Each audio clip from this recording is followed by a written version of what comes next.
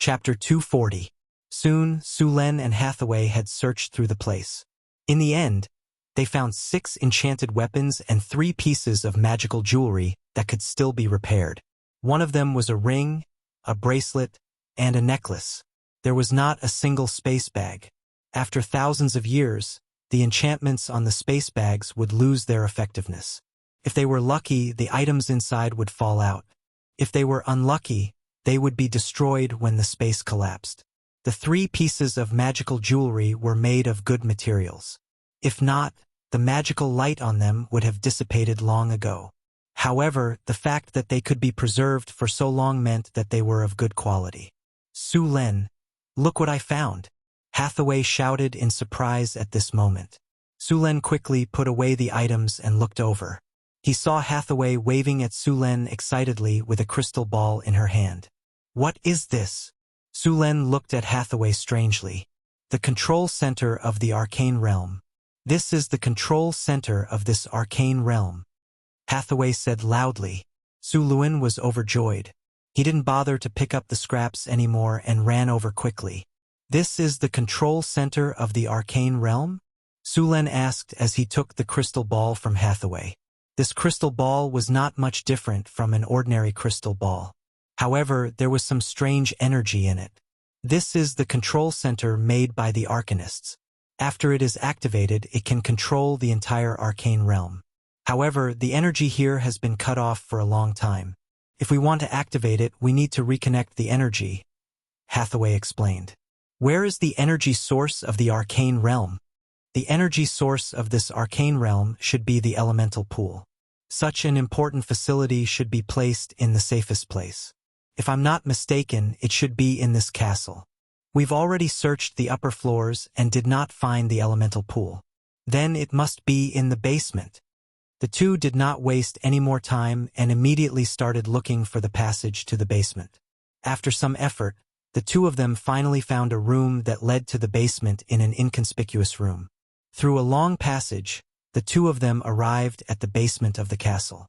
The basement didn't suffer too much damage, and the crystal magic lamp on the wall was still emitting a faint light. Some damaged golems were lying on the ground. In the middle of the basement, a pool with a diameter of 10 meters appeared in front of the two. The pool was built with marble, and many complex runic circles were engraved on the marble. The pool was surrounded by energy channels made of magic crystals. These energy channels transmitted the energy in the pool to various parts of the secret realm.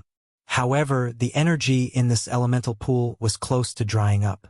The original marble wall was full of cracks, and several runes were damaged.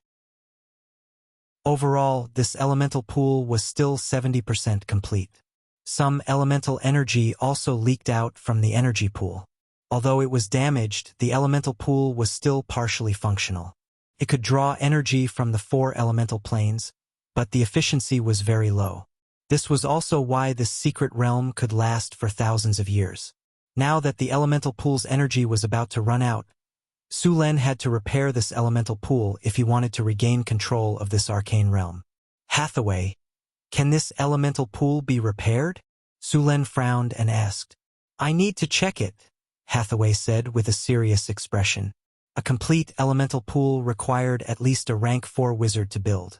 Hathaway was only 1 step away from that. However, the elemental pool in front of them was still 70% complete, so it shouldn't be too difficult to repair it. The elemental pool was also the energy source of a wizard tower. Only a wizard tower with an elemental pool could be considered a true wizard tower. It used the connection between the 4 elemental planes, then drew elemental energy from the 4 elemental planes and gathered it into elemental water. Elemental water was the most peaceful state of elemental energy. It was also used in many alchemy experiments. Building a complete elemental pool required about 500,000 to 1 million kinner. In addition to the basic marble, it also required 4 high-quality magic gems. 1 ruby, 1 sapphire, 1 emerald, and 1 topaz. These gems were used to connect the 4 elemental planes. If the quality of the gems wasn't high enough, they would explode when they passed through elemental energy. In addition to these, the elemental pool required a large amount of silver and gold, a small amount of mithril, and large high-quality magic crystals. Large pieces of high-quality magic crystals had very good magic conductivity, so there was very little loss in the process of conducting magic energy. At the same time, magic crystals were very abundant in the material world. Wizards had even grasped the technology to make artificial magic crystals. Because magic crystals had the highest cost-performance ratio, they were used in large amounts.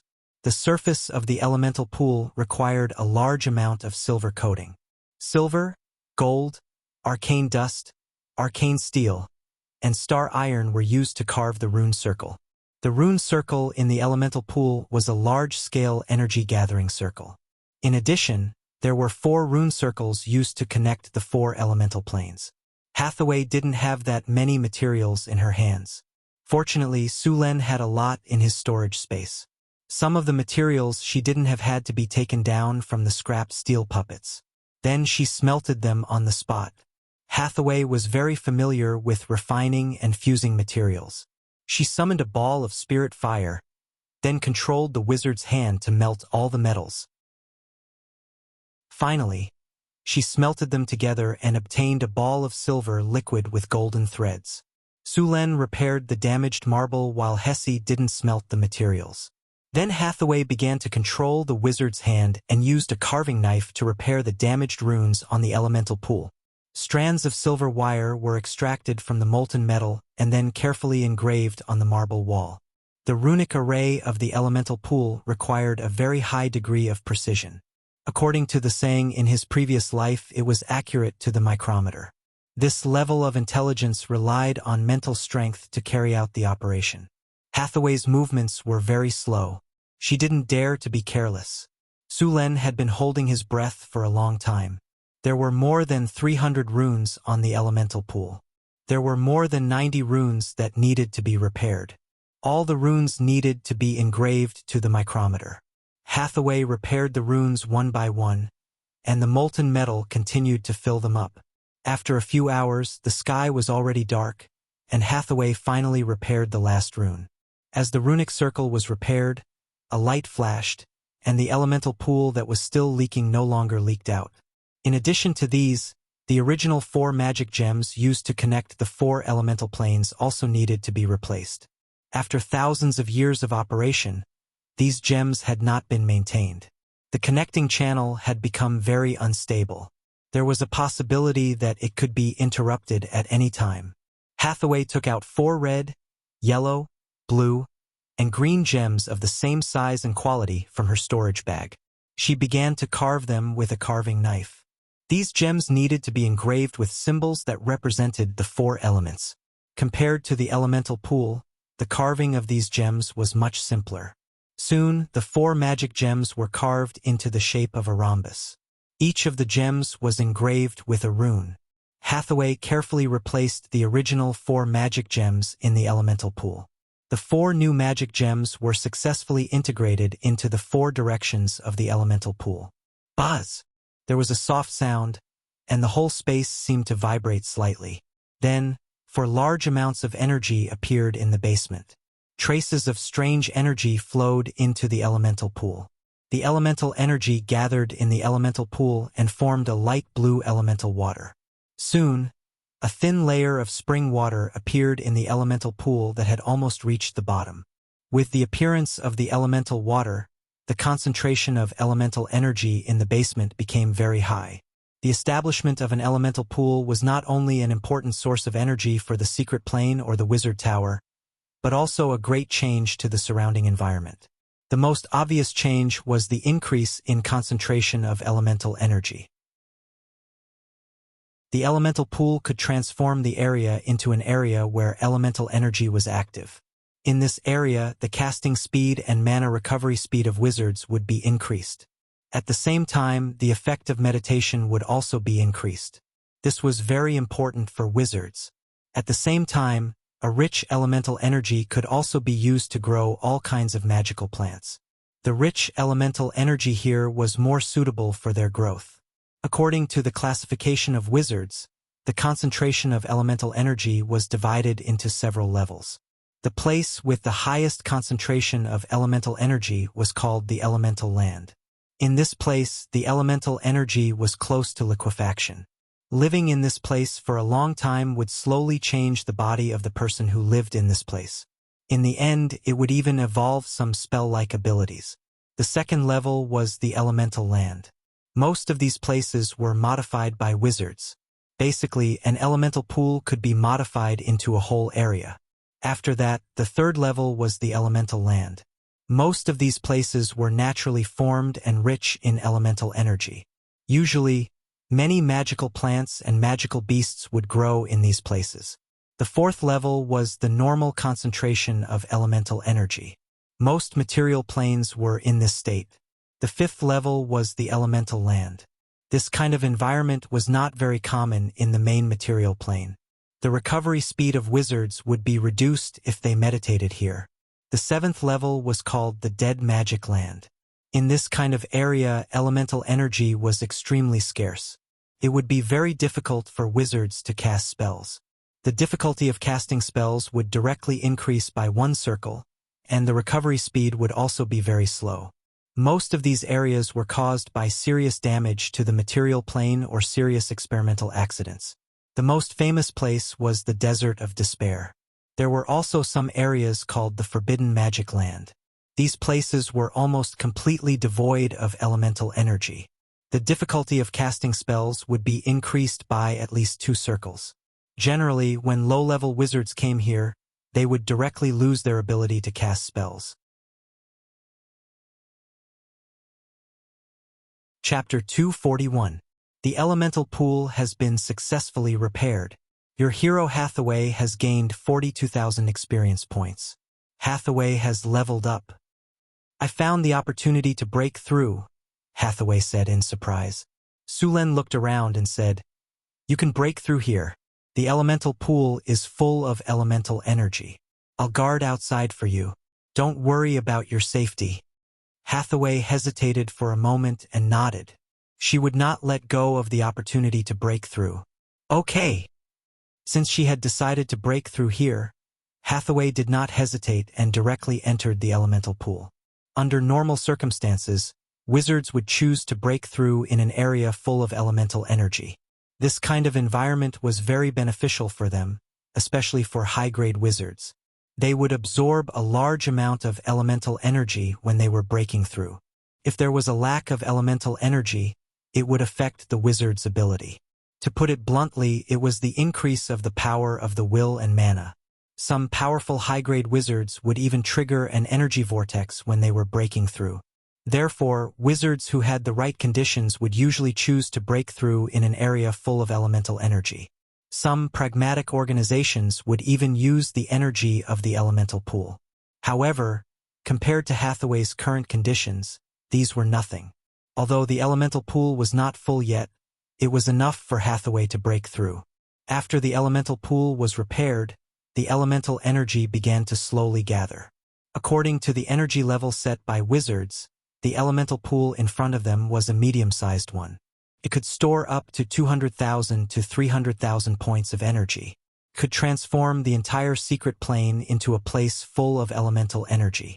It could support the normal operation of the secret plane.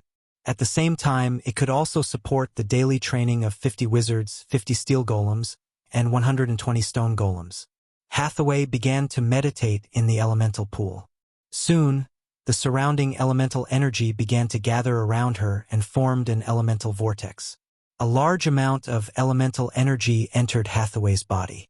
Hathaway's breakthrough did not have any setbacks. She had already accumulated a lot of elemental energy, and with the abundant elemental energy provided by the elemental pool, everything went smoothly. When the elemental vortex disappeared, Hathaway's breakthrough also ended. Soon, Hathaway walked out of the elemental pool in high spirits. After completing the advancement, North Garrison City now had 3 4th-level spellcasters. In terms of high-level spellcasters, even Cult City had more than North Garrison City. Although he was happy that Hathaway had successfully advanced, he still had more important things to do. Sulen had to reactivate the control center of the Sorcerer's secret plane and take control of it. This was the only way to control the Sorcerer's secret plane. At the same time, he had to repair the secret plane as soon as possible.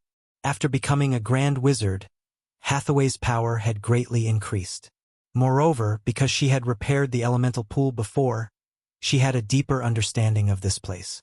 There were several energy channels outside the elemental pool, and these energy channels were made of pure natural magic crystals.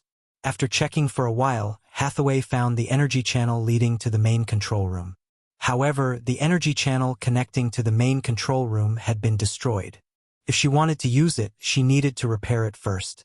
Sulen didn't have any magic crystals with him at the moment. Fortunately, there were many of them in this secret plane. Sulen and Hathaway directly removed a section of the damaged energy channel. Then, they used soul fire to melt and mold the channel. Finally, they engraved runes on it, and a section of the energy channel was completed. After replacing the newly created energy channel and checking that there were no problems, Hathaway opened the energy channel to the elemental pool. Light blue elemental energy directly entered the energy channel. The originally dim energy channel quickly emitted a faint blue light. The energy channel connecting to the main control room quickly lit up. Soon, the entire channel was filled with elemental energy. Sulen and Hathaway confirmed that the energy channel was not leaking and that it was working well. Only then did they return to the main control room. At this time, the energy channel connecting to the central console in the main control room also lit up. The console, surrounded by 6 metal pillars, also entered a state of activation. However, it couldn't be activated because it didn't have a control center. Sulen and Hathaway looked at each other. Then, Hathaway picked up the control center in the shape of a crystal ball and came to the console. She gently snapped her fingers and a light flashed. The originally complete console was instantly divided into several pieces. After a dazzling combination, a silver-white circular metal platform slowly rose up. Hathaway gently placed the crystal ball on the metal platform. Hum! With a soft sound, the entire console instantly emitted a faint blue light. The light lasted for about a few seconds and quickly disappeared. Then, the crystal ball on the console began to slowly light up. Control center beginning to charge. Current progress: 20%, 30%, 80%, 90%, 100% charging complete. Beginning system self-check. System self-check complete. Control center beginning to activate. Activating. Please wait. Hum hum hum. With a low buzzing sound, the control center began to activate. The original crystal ball emitted a dazzling light. The entire control room was shrouded in a blue light. Activation successful. Control center detected damaged. System repair is in progress. Beep beep beep.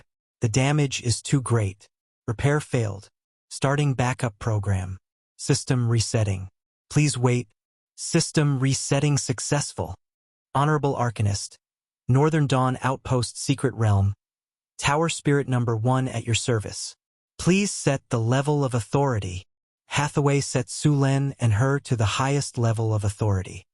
Tower Spirit number 1. Check the environment of the secret realm and display the current state of the secret realm. After setting the level of authority, Sulen directly ordered. Mission accepted. Executing. Please wait.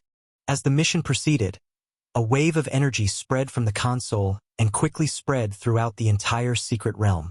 Sulen looked at the tower spirit with some surprise. The appearance of this thing almost destroyed Sullen's worldview. In Sullen's view, this tower spirit was completely a high-end artificial intelligence.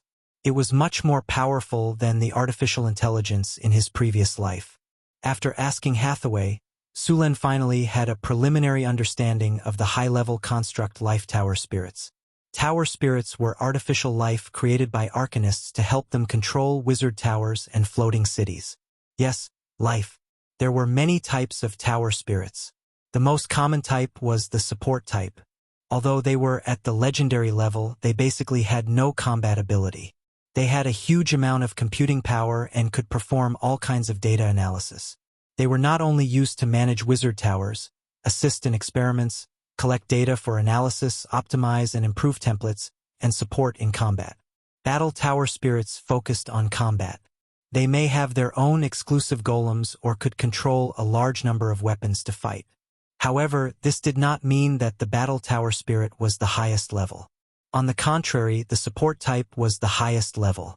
A tower spirit that could control a floating city was at least at the advanced legendary level. Could even be at the demigod level. Managing a large city, especially a floating city, was difficult. The computing power required was definitely at the astronomical level. Ordinary tower spirits would not be able to support it. The tower spirit in the secret realm was a support-type tower spirit. Its level was also at the legendary level. In other words, to make a legendary tower spirit like this, at least a legendary soul shard and then a grandmaster alchemist would be required to make it successfully. Most of the tower spirits in the wizard tower were auxiliary tower spirits. They could replace the wizard to control the wizard tower when the wizard tower was out. They could also distinguish between friend and foe, and when the enemy attacked, they would directly activate the battle mode. If a wizard tower without a tower spirit had a challenge level of 13 to 15, then a wizard tower with a tower spirit would have a challenge level of 21 legendary. After giving out the mission, tower spirit number 1 began to perform a large number of calculations. A large number of data flashed on the crystal display beside it, but the display was full of cracks and could not be seen at all. Beep! Scan complete. The current level of completeness of the secret realm is 76%. The area is 10 square kilometers. Number of puppet golems, 0. Storage of supplies, 0.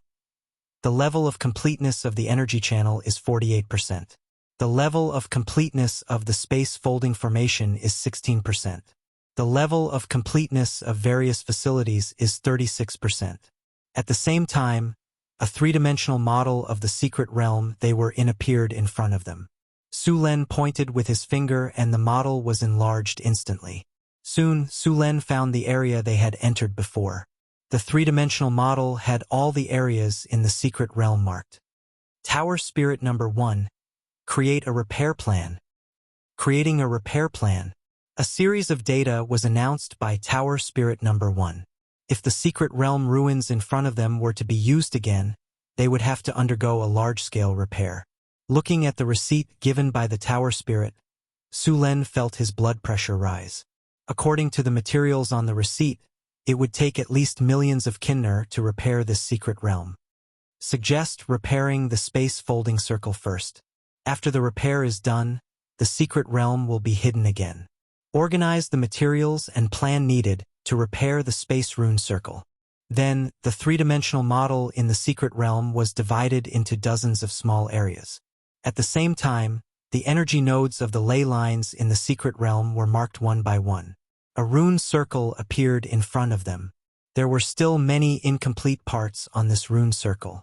The green parts on the rune circle were normal, the red parts were damaged and needed to be rebuilt, and the yellow parts were damaged and needed to be repaired. Everything was displayed in an orderly manner. P.S. There are 2 more updates. They may be late.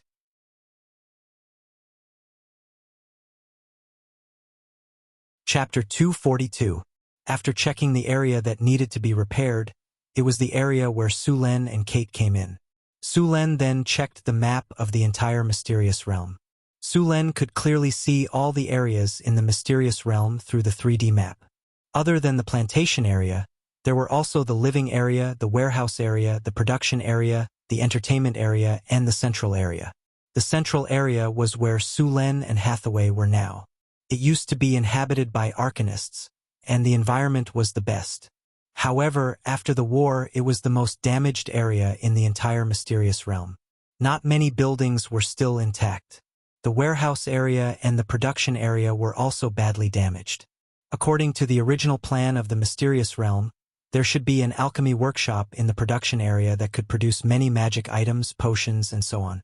There was even a production line for golems here. However, the production area was now in ruins. The production line should have been destroyed a long time ago.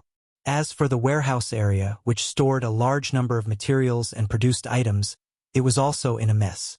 As for the things here, if they were not used up, then they were directly snatched away. Basically, there was nothing left. The entertainment area was not badly damaged, but there was basically nothing valuable here. The arena, the opera house, the health center, and so on were basically worthless. There was also a library here, but unfortunately it was also destroyed. Although Su Len had gained control of the mysterious realm, it was still in ruins. If he wanted to use it, he would have to repair it bit by bit. The amount of work required to repair the mysterious realm was huge, but there were also many benefits after the repair. The most obvious one was that he could grow a lot of magical plants here. However, the most important thing now was to hide the mysterious realm again. Su Len left the mysterious realm with Hathaway. When they returned to the Thorn Forest, the camp had been completed. According to Sullen's instructions, the soldiers of Northtown City had sealed off the forest. The goblins, kobolds, and gnolls around the area had all been driven away. "Master, you're back," Kate said respectfully. "Did anyone come close to the forest while I was away?" Su Len asked. "Sir, I haven't noticed anyone approaching this place during this period of time." Su Len nodded and praised. "Well done. Continue to seal this place." After a simple meal, Su Len brought Hathaway back to Northern Citadel. Repairing the mysterious realm required a lot of materials, including silver, gold, copper, iron, magic crystals, mithril, magic gemstones, and so on. Luckily, Northern Citadel was already prosperous enough. It had all kinds of resources. Silver, gold, and other precious metals could be taken out from the castle's warehouse. He had looted the Grey Dwarf's collection for a few hundred years, so he had plenty of them. It was the same for the magic gems. As for the copper and iron, some would be transported from blacksmiths and some would be purchased directly. The magic crystals were a bit more troublesome, since there were no crystal mines in the Su Len territory. There were crystal mines in the underground world, but they were scattered and needed people to mine them. He didn't have a lot of mithril, but the silver mine that the Grey Dwarf Bach was mining did produce mithril. Although it wasn't much, it was more than enough to repair the mysterious realm. After spending 3 days preparing all the materials needed to repair the mysterious realm, Su Len left the matters of Northern Citadel to Chris. He then brought Hathaway to the Northern Citadel again. There were all kinds of mutated plants in the Thorn Forest. Although the man-eating flowers and trees were dangerous, they also ensured the safety of the mysterious realm. Su Len and Hathaway had already experienced this before, so they easily avoided the man-eating plants. They then used the hypnosis powder to pass through the sea of purple tulips and returned to the mysterious realm. "Welcome back, Mr. Su Len and Ms. Hathaway." Tower Spirit Number 1's voice rang out. "Tower Spirit Number 1, did anyone else enter the mysterious realm when we left?" Su Len asked. "No." "That's good. Show me the blueprint." "As you wish." As Tower Spirit Number 1's voice rang out, a 3D image appeared in front of the two along with the blueprint. Hathaway cast a photographic image spell and stored the information in a magic crystal. Then the two began to repair the mysterious realm according to the blueprint. The first thing to be repaired was the ley line nodes. When the mysterious realm was first built, rune pillars were placed on all the ley line nodes to connect and organize the ley line energy. These rune pillars were the foundation of the mysterious realm's space folding spell. This was the direct reason why the mysterious realm was damaged. According to the red dots on the 3D map, Su Len and Hathaway quickly found a ley line energy node. These locations were originally classified as the mysterious realm's secrets, but they were easily found with the blueprint. Hathaway used her power of the will to search and soon found something strange. She then used her mana to search for the rune pillars. Found it. It's 30 meters underground. Hathaway soon opened her eyes. "Get up and let me do it." Su Len took out a small flag from his storage space. Then he waved it gently and directly summoned 2 wind elementals. Stone to mud. With a flash of light, the originally hard ground turned into mud. Then the 2 wind elementals entered the mud under Sullen's command. A large amount of mud was pulled out by the wind elementals. After the mud was extracted, Su Len cast stone to mud again and let the 2 wind elementals work. Soon, after repeating a few times, a deep hole was easily dug out. Then they took out the rune pillars buried inside. This step was a bit difficult because the rune pillars were connected to the ley line energy. They had to cut off the connection between the rune pillars and the ground. Originally, there was a rune formation at the ley line energy node to suppress the ley line, but this rune formation had been damaged long ago. Hathaway could only make a rune formation herself. Fortunately, this kind of rune formation was not difficult for Hathaway. After setting up the rune formation, Sulen moved the rune pillars. The ley line energy began to vibrate. Hathaway activated the rune formation. A yellow light flashed, and then the ley line energy calmed down. Taking advantage of this opportunity, Sulen immediately took out the rune pillars from the ground. This was a rune pillar about 3 meters long and 20 centimeters in diameter. There were many runes engraved on it, but because of the long time and lack of maintenance, many of the runes on this rune pillar had been blurred. It was the failure of these runes that caused the ley line energy node to lose its original function. After taking out the rune pillars, Hathaway cleaned up the rune pillars and then smelted them again. The rune pillars were made of an alloy called thorium. Thorium was a synthetic metal invented during the Arcane Empire. This metal had high plasticity, good magic conductivity, and stable properties. It was used in many places. The main metal of this alloy was silver. At first, it was to develop a metal that could replace mithril. However, the effect was far from what was expected, but it was still a good magic metal. Hathaway summoned psionic fire, then melted the rune pillars again and added some other materials. Thorium was a magic alloy that had been around for thousands of years. After inheriting part of the Arcanist's knowledge, although the wizards did not restore the original glorious civilization of the Arcanists, they also made breakthroughs in some fields. Thorium was one of them. After the rune pillars were melted, Hathaway operated the wizard's hand to shape the rune pillars. Sulen also summoned the wizard's hand to help. Finally, he released a frost beam to cool down the rune pillars. After the rune pillars were refined, the runes needed to be engraved again. The runes that needed to be engraved on the thorium pillars were backed up by the Tower Spirit No. 1. The Tower Spirit No. 1 had a lot of knowledge from the Arcane Empire in its database, which was basically about the secret realm. It was not an exaggeration to say that as long as one learned all the knowledge, one could build a new secret realm like this. When the Arcane Empire built the secret realm, they kept a backup of the secret realm's production technology and blueprints. These were originally reserved for the restoration of the secret realm. Now, all of them were taken advantage of by Sulen. Hathaway took out several items such as gem powder, gold, silver, grind water, and so on to fuse them. After the materials were fused, she took out a fine gold carving knife and began to engrave the runes on the thorium pillars. The fine gold carving knife was very sharp. Under the operation of the wizard's hand, it began to work quickly. Hathaway had memorized the runes that needed to be engraved on the thorium pillars very clearly. Once she started, it was done smoothly. Soon, the new runes were engraved, and a rune pillar was completed. After a series of tests to meet the requirements, Sulen and Hathaway once again put the rune pillars back to their original place, and then restored the ground to its original state. There was a flash of light, and the space magic circle, which had been somewhat scattered, began to stabilize.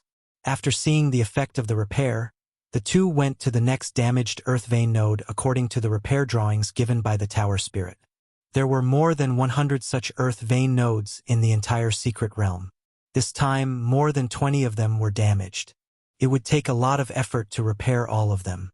However, even if these earth vein nodes were all repaired, the space-folding rune array of the secret realm was still not completed. If the secret realm was regarded as a net, the earth vein nodes were the nodes of the net, and the energy channels were the network cables of the fishing net. Only when the fishing net was in a complete state could the entire secret realm be hidden in the space-folding rune array.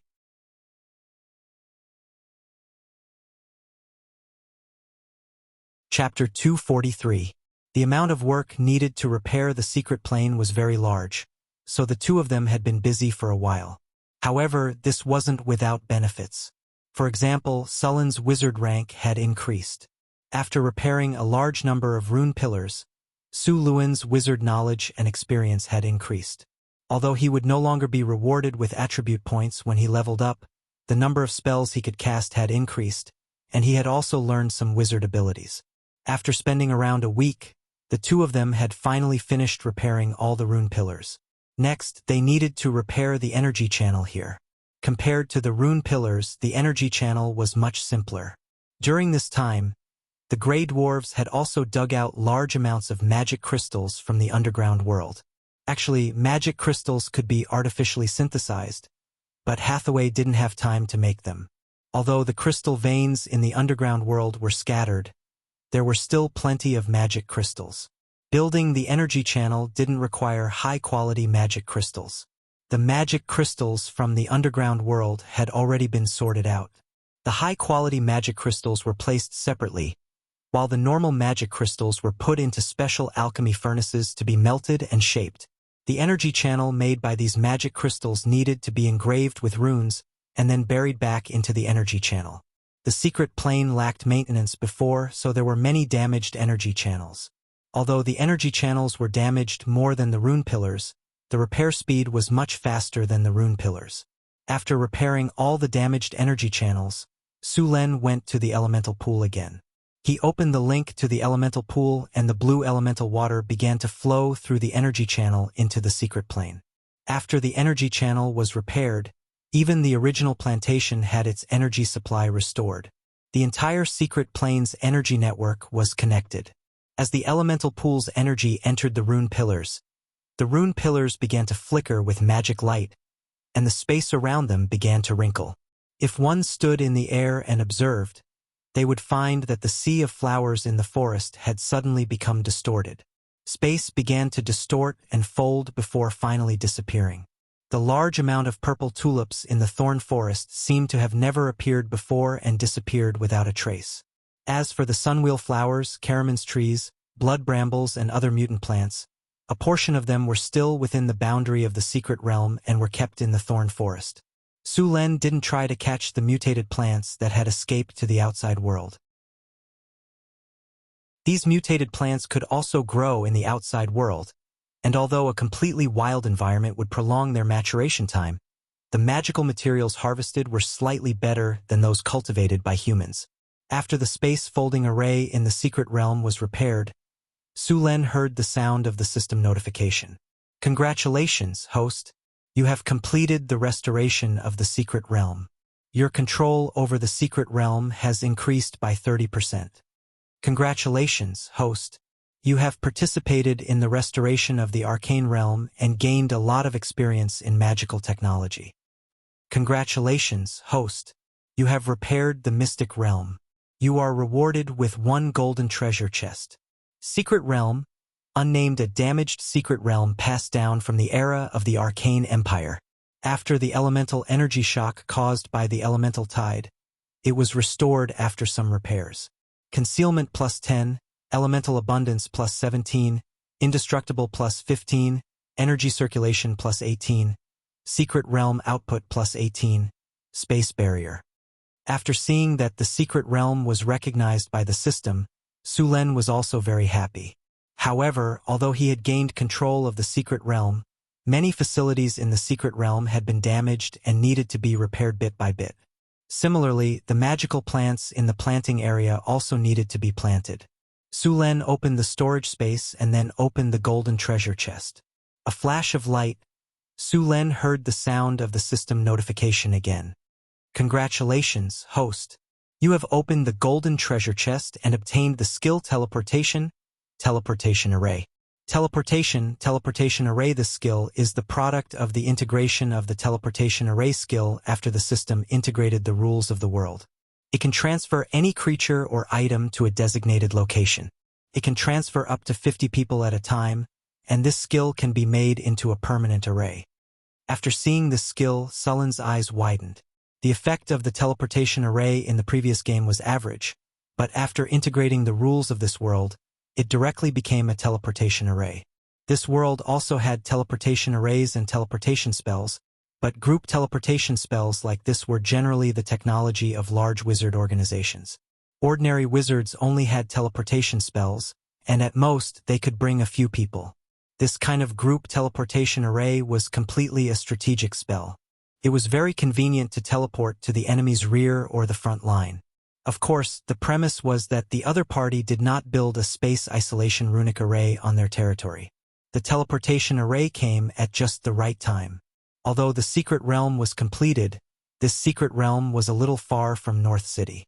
It was more than 50 kilometers away, and it was a little inconvenient to travel between the two places. Now that there was a teleportation array, it was possible to build a teleportation array in the secret realm, and then build another one in North City. In this way, North City and the secret realm would be completely connected. Other than the secret realm and North City, the underworld's Orlando City and North City could also be connected by a runic array. There was also the Harpy's Eagle Nest. With the teleportation array, Su Lin did not have to worry about the problem of expanding his territory. At the same time, he did not have to recruit a large number of soldiers in all the cities. As long as North City had enough soldiers, they could directly send reinforcements to other places if they were in danger. They could even launch airborne attacks. However, all of this was based on the teleportation array. Su Lin chose to learn the teleportation array right away, but the awkward thing was that he did not have any skill points.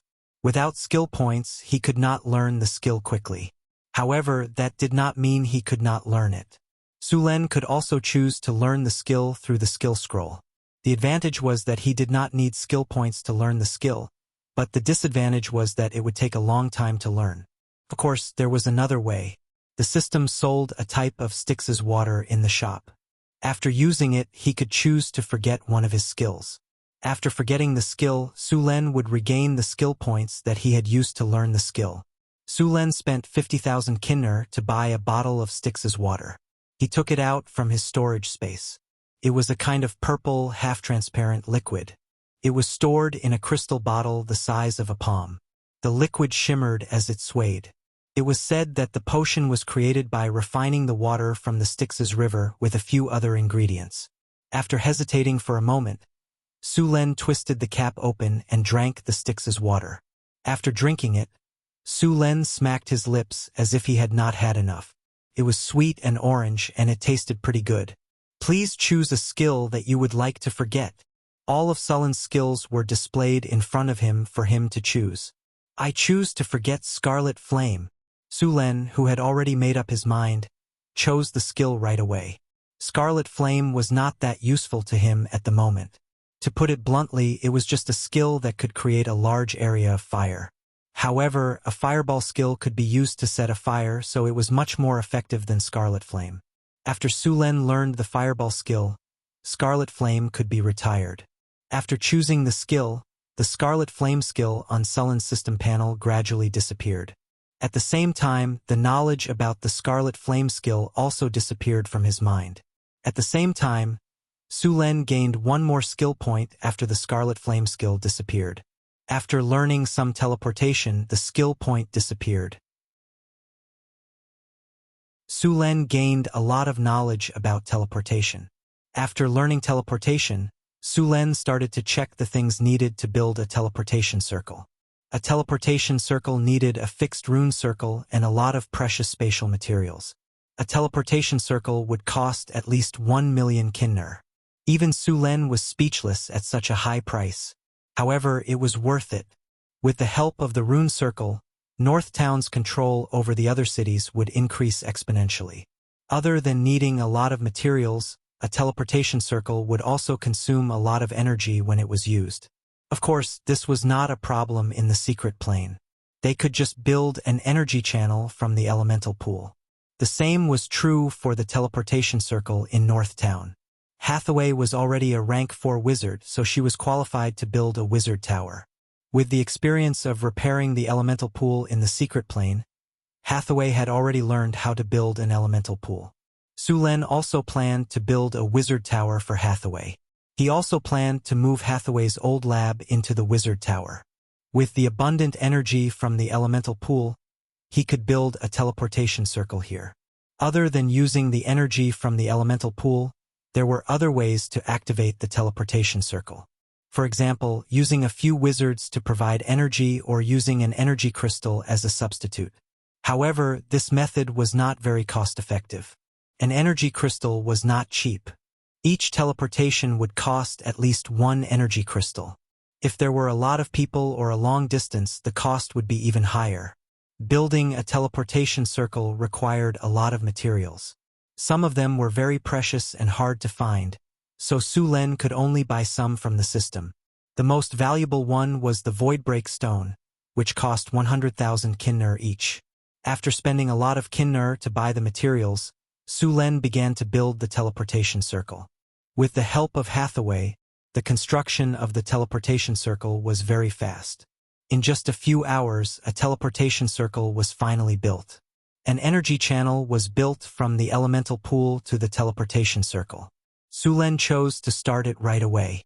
After giving the teleportation permission, Su Len brought Hathaway to the teleportation platform. These coordinates were left by Hathaway in the lab.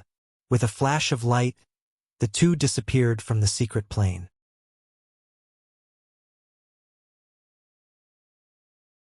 Chapter 244.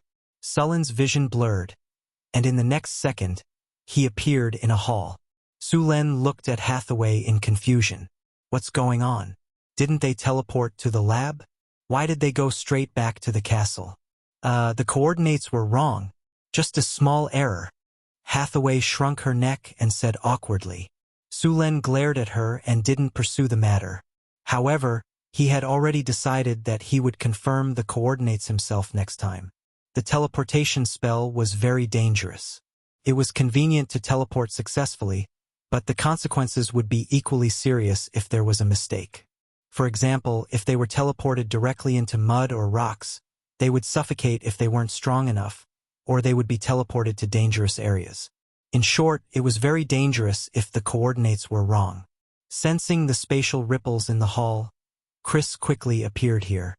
Master, you're back. Chris was wearing a beautiful maid outfit, which accentuated her curvaceous figure. She had a different kind of charm. Although the maid outfit was a bit loose, it was obviously different on Chris. As Sullen's spokesperson, Chris was the highest officer when Su Len wasn't around. Aha.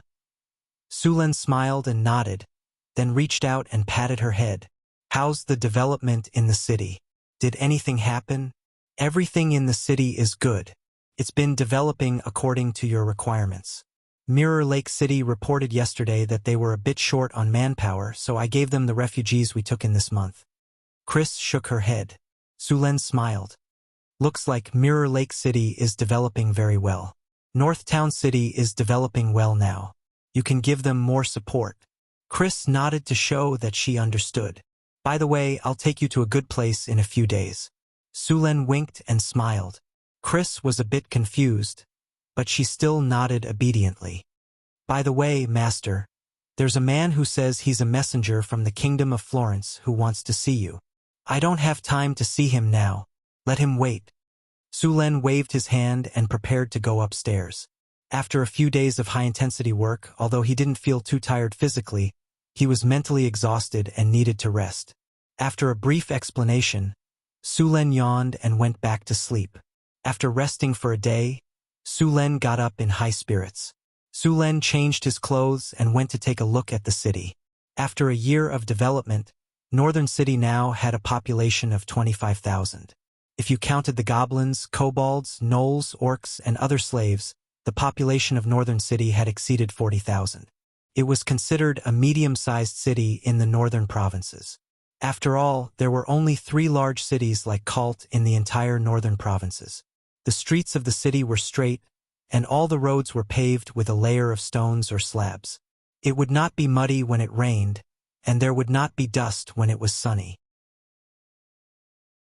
The streets were very clean. Even the horses that passed by had a bag hanging behind them, which was specially used to collect horse dung. Northern Town had very high standards for hygiene. If a horse urinated or defecated in the town, it would be charged to the owner. Not only would the owner be fined, but the owner would also have to do volunteer work. Later on, when the fertilizer factory in Northern Town began to produce, the horse dung would be collected. A bag of horse dung could be sold for 2 copper nars. Flower beds were built on both sides of the roads, where all kinds of green plants were planted. Flowers bloomed all year round. At the same time, there were fountains on the streets, gardens, and plazas. The streets were full of people. Although it was busy, everything seemed to be in order. The taverns were buzzing with activity. The vodka produced in Northern Town was very popular in the north. Apart from soldiers on vacation, Grey Dwarves, and guards from other caravans, the Grey Dwarves were also there. The Grey Dwarves loved to drink the most. Vodka was a strong liquor, and ordinary people could not drink much of it. The Grey Dwarves were very satisfied with their current lives. They used to work for the king, but now they worked for Sulen. However, working for Sulen meant that they could get better food and liquor. Their stingy king would not give them vodka. The stubborn, cunning, and tenacious Grey Dwarves were very loyal to Sulen. After strolling around the taverns, Sulen came to the trade market. The trade market was the most prosperous area in Northern Town. More than 100 caravans gathered here. Apart from the caravans from the northern provinces, caravans from the southern provinces had also set up their own chambers of commerce here. Even the Desert Kingdom, the Terrence Kingdom, and the Holy Six Lights Alliance in the south had set up offices here.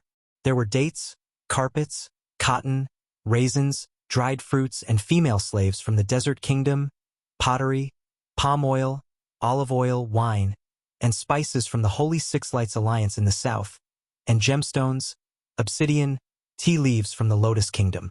There were all kinds of goods here. Apart from sugar and rum, vodka was also very popular in Northern Town. It looked clear and transparent, but it tasted like a ball of fire in the mouth. It was very popular in the north. The paper produced in Northern Town City had become another popular product. At the same time, the quality of weapons in Northern Town City had improved once again due to the presence of a large group of dwarven blacksmiths. Many merchant groups purposely came to Northern Town City to buy the high-quality dwarven equipment. Just last month, the business tax collected in Northern Town had reached over 10,000 kinner. It could be seen how prosperous Northern Town was from this tax. Northern Town had many names in the mouths of these merchants, such as the City of Wealth, the Pearl of the Northern Kingdoms, and so on. They also praised the few magnificent buildings in Northern Town. The most famous ones were the Arc de Triomphe and the Aqueduct system. The Arc de Triomphe was majestic and magnificent, and the Aqueduct system was also called a miracle. The Harvest Altar was mysterious because Sulen did not allow people to get close to it. It was said that after King Henry III of the Kingdom of Florence heard about the Arc de Triomphe, he also announced that such a magnificent building would be built in the central avenue of the city to sing his praises. Sulen walked around the city and went to see the training of the winged dragon knights. After a few months of feeding, these Cryopteris had entered the growth period. Each of them had grown to the size of a bison, and their wingspan was over 5 meters. The nest and training ground they were living in were specially built. Inside, other than the +15 comfortable environment, +15 training progress, +18 energy recovery, +17 coordination, there were also the +18 accelerated growth, +20 sturdiness, and other rare attributes. According to the growth rate of these Cryopteris, they would reach adulthood in less than 4 years. Perhaps in 2 or 3 years, Northern Town would have a squad of winged dragon knights. When Sulen returned to the castle, Alex had returned from the Eagle Fortress. She looked like a queen now. With the support of Northern Town's resources, as the Queen of the Harpies, her appearance had skyrocketed. She looked very elegant. Sulen felt a sense of accomplishment every time he discussed the true meaning of life. She and the little succubus were the strongest fighters among Sulen's maids. "Alex, how are the Harpies doing lately? Are there any problems?" Sulen asked with a smile. "The children love the nest master built," Alex said excitedly. Also, another Harpy leader has become a Harpy recently. Although Su Luan's eagle nest didn't have a high effect of evolution, there were thousands of Harpies.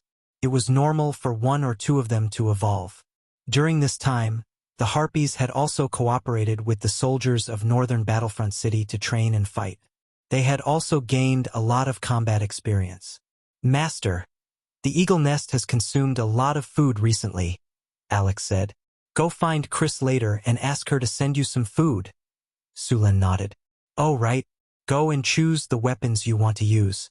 I'll ask the blacksmith to produce them and send them to you. Since the harpy's arms and wings were connected, it was inconvenient for them to use weapons. However, once they evolved into harpies, their arms would be separated from their wings. That way they could use weapons. Bows, javelins, spears, etc. But they'll be lighter, Alex said after thinking for a moment. As aerial units, these weapons were very suitable for them. All right, I understand. After returning to the castle, Sulen arranged everything. He asked people to collect materials for the teleportation circle. At the same time, the construction of the wizard tower was put on the agenda. The wizard tower required a large amount of obsidian. There were no obsidian mines in the northern citadel. The obsidian mines in the underground world were also poor. If they wanted to obtain a large amount of obsidian, they would have to go to the caravans of the Loftus Kingdom. Sulen asked the city hall to sign a long-term supply contract with the merchants of the Loftus Kingdom. He was ready to buy a large amount of obsidian. It was important to know that not only did the wizard tower need obsidian, but also the restoration of the secret realm in the future. Hathaway was also preparing to build some obsidian stone statues and ghost statues. This would require even more obsidian. The cost of building a wizard tower was at least a few million kinner. Fortunately, Sulen had made a fortune. Otherwise, he wouldn't even be able to support his girlfriend. There was a question in the noble circle. How did it feel to have a witch as a lover or a wife? Thanks for the invitation. She was in the northern citadel. Sulen could tell him that it was best not to look for a witch if they didn't have a net worth of tens of millions. It was too expensive. Also, it was not recommended to try it if their body wasn't strong enough. In other words, witches had to be normal, beautiful, and proficient in all kinds of spells. They always liked to add some fun when exploring the mysteries of life. For example, grease, shape-shifting, shadow tentacles, giant transformation, shrinking, and so on. If you were strong enough, it would definitely be a pleasure.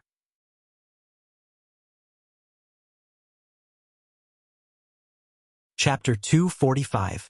The basic materials for building the teleportation array were quickly prepared. Sulen finally built the teleportation array in the mayor's mansion. At the same time, Hathaway's wizard tower would also be built next to the lord's castle. According to Hathaway's blueprint, the height of the wizard tower would eventually reach 120 meters. It would cover an area larger than the lord's mansion. This wizard tower would be big enough for a legendary wizard. Sulen thought about it and agreed. After all, Hathaway was destined to become a legendary wizard, and the construction speed of the wizard tower was not fast. If he built an ordinary wizard tower, Hathaway might become a legendary wizard in a few years. It would be better to build it directly. In fact, this 120-meter-tall wizard tower was still dwarfed by the wizard towers of the Arcane Kingdom. The wizard towers of the Arcane Kingdom were basically 300 meters tall. This was because many wizard towers were upgraded to become floating cities. However, most wizard towers did not receive this treatment in the end. To build a floating city, not to mention other costs, the cost of the basic construction and materials was almost 100 million kinner. In addition to the various facilities of the floating city, even in the era of the Arcane Kingdom, after thousands of years of accumulation, the number of floating cities was not more than 100. It was a huge empire that spanned more than a dozen dimensions. In addition to the obsidian, a lot of steel was also needed to build the wizard tower. The current steel production in North City was not bad. Fortunately, the construction of the wizard tower was gradual. Otherwise, steel would also have to be purchased. After preparing the materials, Sulen bought the voidbreak stone from the system shop and then built it with Hathaway. In fact, the cost of a single teleportation array was only 200,000 kinner. The price of a group teleportation array rose to 1 million kinner. As the main city of Sulen, it was necessary to build a group teleportation array. Although a single teleportation array was convenient, cheap, and energy-consuming, it did not make much sense if it could not quickly teleport an army. With the experience in the secret realm last time, Sulen and Hathaway quickly built the teleportation array. They linked the teleportation array with the secret realm's teleportation array, and they could directly teleport from North City to the secret realm. After completing the teleportation portal, Sulen brought Hathaway, Chris and Alex to the secret realm. The concentration of elemental energy here is so high. As soon as he entered, Alex felt something different. Of course, there's an intermediate elemental pool here, Sulen explained. What do you think? This secret realm covers an area of more than 300 square kilometers. Now it all belongs to us, Sulen said excitedly. Now, you can all choose a piece of land to use. The secret realm was over 300 square kilometers in size and had a diameter of about 20 kilometers. It was about the size of a small city in Fenglin's previous life. There were mountains, rivers, and forests in this secret realm. The ancient arcanists used their powerful technology to create a perfect ecosystem here. Although most of the ecosystem was destroyed because of the war, there was a backup in Tower Spirit number 1. It just needed to be repaired. Really? I'll have to think about how to use it, Alex said happily. Master, welcome back. Tower Spirit number 1's voice sounded. Hello, Tower Spirit. Set their level of authority to level 5.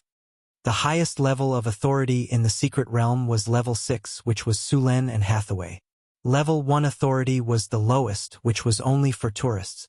Level 2 authority was for ordinary staff here, mostly apprentices. They could only move around in the living and working areas. Level 3 authority was much better, and he could live here. Only official wizards could obtain this authority, but there were still many areas that he could not enter. Level 4 authority was equivalent to the manager of each area. In the secret plane, apart from the most important areas, he could enter the rest. As for level 5 authority, there were basically no restrictions. Yes, Master. Setting authority. Setting complete. A beam of blue light shone on Chrissy and Alex. This light could record their appearance, energy waves, smell, and even their soul imprint. This technique was also a masterpiece of the ancient arcanists. The wizards of today still couldn't do it. Master, the space-folding portal of the secret realm has been repaired, but the other functions of the secret realm are still incomplete. Please fix it as soon as possible. Tower Spirit number 1 reminded. Got it. Sulen had a headache. Repairing the secret realm and building wizard towers required a lot of resources and manpower. Sulen could find and buy resources, but he was seriously short of manpower. Master, you can try to repair the golems. There are still 56 steel golems in the secret realm. 33 of them are worth repairing. You can replace the parts from the other damaged golems. Tower Spirit number 1 suggested. There are still so many golems. Sullen's eyes flashed. He knew about the steel golems. A complete steel golem was a level 4-1. Not only did it have energy, but it was also very strong in close combat. It was very good except for the lack of air combat. The last time he encountered a steel golem, it didn't have enough energy. So many of its functions were not activated. But now, with the elemental pool, there was no need to worry about energy. After learning that there were 33 steel golems that could be repaired, Sulen immediately took Hathaway, Chris, and Alex to collect all the remains of the steel golems. Master, the secret realm needs a lot of manpower. I'll ask the harpies to come and help, Alex said. Alex had absolute control over the harpies, so there was no need to worry about them betraying her. Besides, the harpies were quite strong. Sulen thought about it and agreed. I'll build a new eagle nest for them in the secret realm. Thank you, Master. Alex suddenly hugged Sulen and kissed him. She then smiled and left through the teleportation portal. About an hour later, the teleportation portal lit up again. Alex brought 20 harpies to the secret realm. After evolution, the harpies were very similar to humans. Except for the wings and the claws on their feet, they were not much different from humans. However, when they evolved into elite harpies, their claws would become feet. At that time, they would be similar to Alex. However, none of the harpies had reached that level yet. Sulen let the harpies clean up the ruins according to Tower Spirit number 1's repair plan. He, Hathaway, and Alex worked together to repair the steel golems. As for Chris, she stayed in the secret realm for a while and then returned to northern Battlefront City. After all, the city needed her now. The first to be repaired were the steel golems that Sulen and Hathaway destroyed last time. Those few steel golems were the least damaged. As long as the energy centers were reconnected and the broken legs were repaired, they would be fine. The control centers of the golems were originally with Tower Spirit Number 1. After Sulen became the master of the secret realm and obtained the highest authority, he also obtained the right to command the golems. Some of the control centers of the golems were damaged. Hathaway had to use large soul crystals to make new ones. Fortunately, only a few of the control centers were damaged. Otherwise, Sulen's few large soul crystals would not be enough. After more than an hour, the first steel golem was finally repaired. Tower Spirit Number 1. Open the energy channel and charge this golem. Yes, Master. With Sulen's order, the energy channel in the elemental pool opened. A gust of blue elemental energy was transferred to the steel golem through the energy channel. After receiving the energy, the steel golem's dark eyes slowly lit up. The golem was reactivated. Steel guard number 027 is activated. Charging. Activation complete. Master, steel guard number 027 is at your service. Check if there are any problems with the golem, Sulen ordered.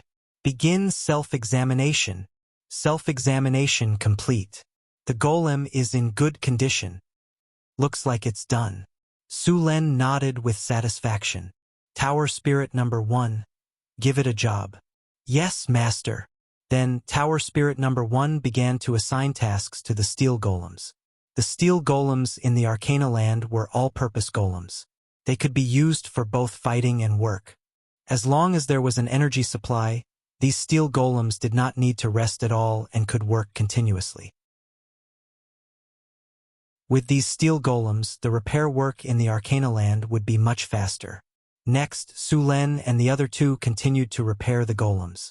With the experience of the first golem, the repair of the next few golems was much faster. These golems were all damaged in the same place, so the repair was not difficult. 3 hours later, the other 3 steel golems were all repaired. After they were reactivated, these golems were assigned to work. While repairing the golems, Sulen once again gained experience in magical craftsmanship. He felt that it would not be long before he could master this craftsmanship. The craftsmanship of the steel golems was still very complicated. Sulen and Hathaway could not understand many parts. It was several times more complicated than the craftsmanship of the stone golems. Although they did not understand some of the craftsmanship, it did not affect the repair. The repair plan given by Tower Spirit Number 1 was very detailed. Most of the time, they would directly remove parts from the scrapped steel golems and replace them. The parts in these steel golems were basically universal. According to Tower Spirit Number 1, these steel golems were products produced by the same golem production line. The repaired steel golems began to clean up the ruins in the Arcana land. These ruins needed to be rebuilt. The building materials were not discarded and would be used to repair other buildings. At the same time, a large number of skeletons in the Arcana land also needed to be cleaned up. There were many undead creatures in the Arcana land. These undead creatures also needed to be cleaned up. All the skeletons would be sent out for burial. The undead aura in the Arcana land also needed to be cleaned up. Otherwise, undead creatures would still be born.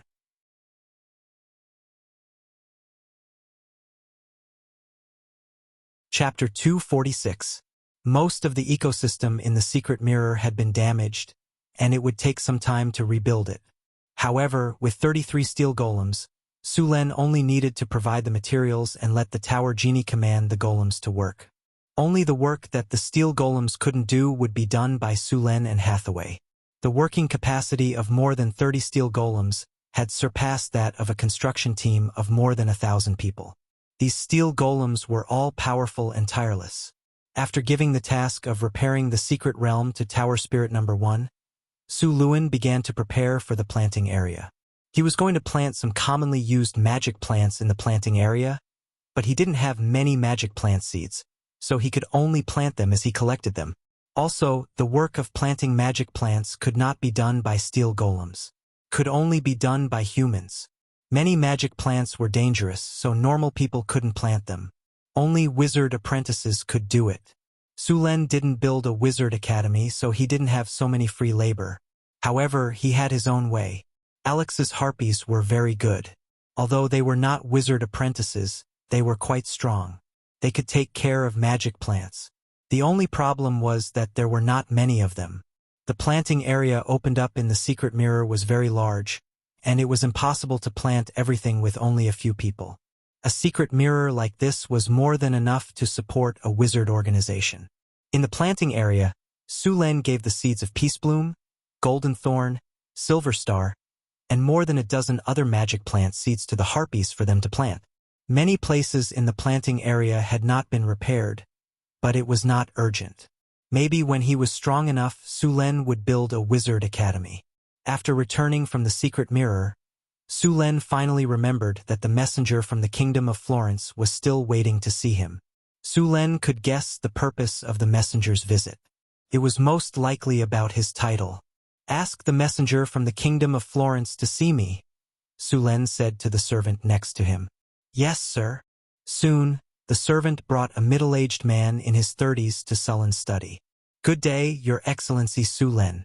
The middle-aged man bowed elegantly. "Good day. I'm sorry to have kept Mr. Messenger waiting for so long. The territory has just been established, and there are many things that need to be done." Su Len apologized, but there was no apologetic expression on his face. "We understand that His Excellency Su Len is busy. Right, what's your name?" "Robert Monroe. Nice to meet you, Mr. Su Len," Robert said with a smile. "Please sit down, Mr. Robert. I wonder what brings Mr. Messenger to this remote place." Su Len continued after inviting him to sit down. "Sir Su Len is too humble. Even a child in the Northern Lands has heard of the title of the Pearl of the Northern Lands." Robert shook his head. "The bards in Cult are singing about your heroic deeds. You are very famous in the Northern Lands. At first, I thought they were exaggerating, but after coming to Northern City, I realized that the rumors were not exaggerated at all. You have created a miracle. In just 1 year, you have built such a big city in the wilderness." Hearing Robert's compliment, Su Len immediately raised his guard. Robert was the messenger of the kingdom, so there was no need for him to curry favor with him. Now he was lowering himself so much. No one would believe that he had nothing to ask for. The sugar, rum, and paper in Northern City are all in high demand in the kingdom of Florence. What you see is just the surface. Northern Citadel is on the verge of collapsing. To prevent the monsters from attacking, I have to form a huge army. Northern Citadel's army now accounts for 1/3 of its population. Most importantly, these soldiers aren't farmers. They are all professional soldiers. The cost every month is making my heart ache," Su Len said, shaking his head. Although he was complaining, it was more like he was trying to show off his muscles. Many people want to experience this kind of pain, but they can't. Robert shook his head. "I am here to invite you on behalf of the Royal Parliament," Robert said with a smile. Robert smiled and said, "Mr. Surin, you've successfully opened up a new territory, and it's developing well. The noble parliament has approved your achievement. You can now design your own family badge and go to Cult to receive your title. I remember that the standard for successful development is 3 to 5 years. I don't think I have reached the standard yet." Su Len was not happy about being recognized by the royal parliament. Instead, he asked calmly, "According to the kingdom's standard, it will take 3 to 5 years. But your territory is developing so well that the royal parliament has approved that you don't have to wait 3 years." Robert shook his finger. "I see." Su Len nodded in agreement. However, he knew that this was just a piece of paper. There were some merchants who wanted to obtain aristocratic status. The best way to do so was to buy a land expansion order, find a place to develop, and then spend money to bribe the aristocratic parliament to recognize them as aristocrats. They didn't care about territory, they just wanted to obtain aristocratic status. Of course, you have to know that we are taking a huge risk by doing this. So we need your support. Robert winked at Su Len and gave him a knowing look. However, Robert was going to be disappointed. He and the royal parliament did not know that Su Len had never thought of gaining their recognition. Su Len had planned to build a new kingdom from the very beginning.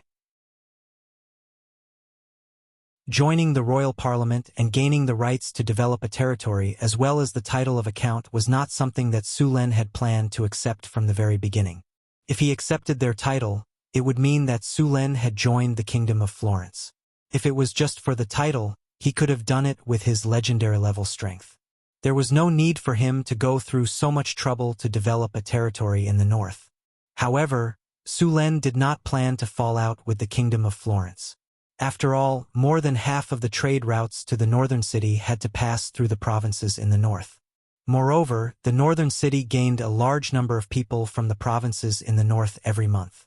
If they fell out with the Kingdom of Florence, not only would the trade routes be blocked, but the recruitment of refugees would also be interrupted. Of course, even if they fell out with the Kingdom of Florence, there would still be trade routes coming to Su Len. However, the price would definitely be affected.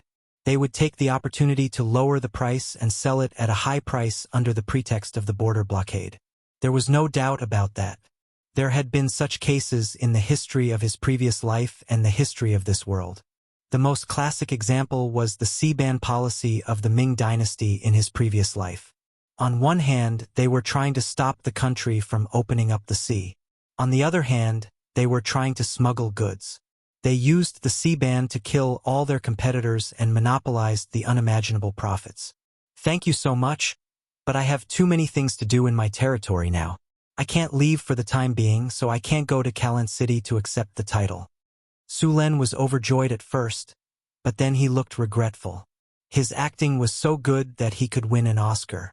Well, but to thank the royal parliament for their help, I can give you 3 trade quotas. Each quota allows you to buy 50 kilograms of sugar and 100 barrels of rum from the northern city every month. Su Len offered the bait. Su Len did not know how many people there were in the royal parliament, but they would definitely fight for the 3 quotas. Based on the royal parliament's character, as long as there were enough benefits, they would not care who you were. These quotas were enough for the royal parliament to fight for a while. As for the 3 quotas, it was not a loss for Su Len at all. Since last month, the sugar beets planted in the northern city had started to mature batch after batch. The production of the northern city sugar refinery had increased from 600 kilograms of sugar per month to 1,000 kilograms of sugar per month, and this number was still increasing. Su Len estimated that the production of sugar would exceed a ton in 2 months at most. With more sugar, there would naturally be a need for more trading quotas. Giving them 3 quotas would not only show their friendliness, but also bring them benefits. Why not?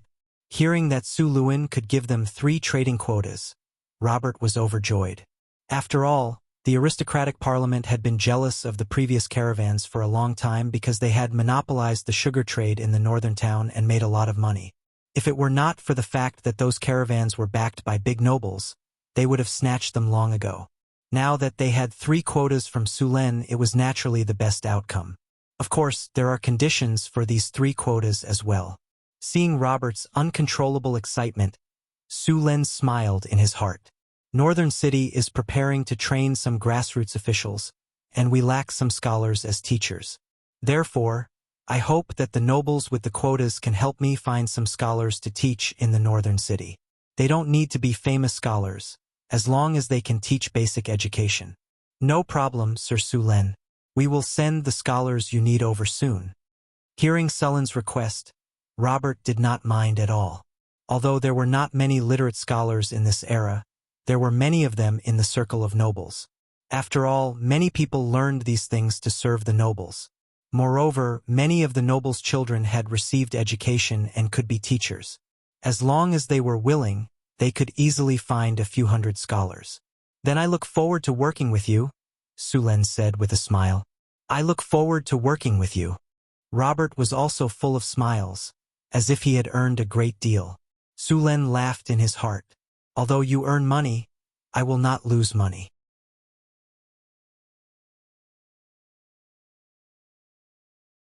Chapter 247. After discussing the matter with Robert, Su Len signed 3 blank trade permits. and Robert left in a hurry. Since the dimensional folding circle of the mysterious realm had been repaired, the Northgard castle soldiers outside the mysterious realm had all retreated. The Northgard city's army was mobilized again. In the wilderness where the Northgard city was located, there were no more powerful factions that could fight a large-scale war against them. Most of the time, there were only small skirmishes. The monsters in the wilderness were like weeds. If you were not careful, they could grow very quickly. Summer was the time when food was the most abundant in the northern wilderness. The number of kobolds, goblins, and gnolls had started to increase. To deal with the situation, Sulen changed the way the army fought. Lancers, archers, centaur riders, and the newly recruited harpies were reorganized into small armies. They were then led by their own generals to clean up the areas around the Northgard city. The Northgard city had started to clear out the monsters and bandits in their territory again. Of course, it was not realistic to completely wipe out the kobolds, goblins, and gnolls. After all, these races were very good at reproducing. They could only reproduce in groups. Sullen's plan was to keep their numbers to a low level. After a few years, the number of goblins, kobolds, and gnolls would gradually decrease. Just like in the southern provinces, there were basically no gnolls left in the wilderness. Even the number of kobolds and goblins was very low. It was the result of decades of hard work. If the other nobles could do it, so could Su Luen. Moreover, he had a strategic map. As long as the goblins, kobolds, and bandits were discovered, they would be marked on the map. Since the battlefield was one-sided and transparent, it was not difficult to eliminate these bandits. With the help of the harpies, the vision of the northern fortress city's army had increased by a few times. Their current strategy had changed from a rain of arrows and spearmen to an aerial assault by the harpies, archers, and centaurs. Most of the time, there were not many enemies left by the time the spearmen reached the front line. The uninjured monsters were enslaved, and the injured ones were killed for experience. While the northern battlefront city army was cleaning up, Sulen also came to the training ground of the formation breaker outside the city. After this period of training, this group of Imperial Spear Guards had all completed their training. Today was the day they would advance to the formation breaker. The success rate of the formation breaker's advancement was only 1/5. Sulen gave each of the Spear Guards a light ball and let them advance. Time went by. This time, there were as many as 16 Spear Guards who participated in the advancement. Su Luen waited quietly outside. After about 15 minutes, light balls began to return to the tiger-shaped tally of the formation breaker, which meant that someone had failed to advance. Sulen was mentally prepared for this result. Soon, 2 more light balls returned to Sulen within a few minutes. As time passed, more and more light balls returned to Sullen's hand. Very quickly, the time had already reached the last 10 minutes. The advancement of the capture barracks, as long as they could endure through this last period of time, it represented that they had successfully advanced. It was just that there were only 5 people remaining.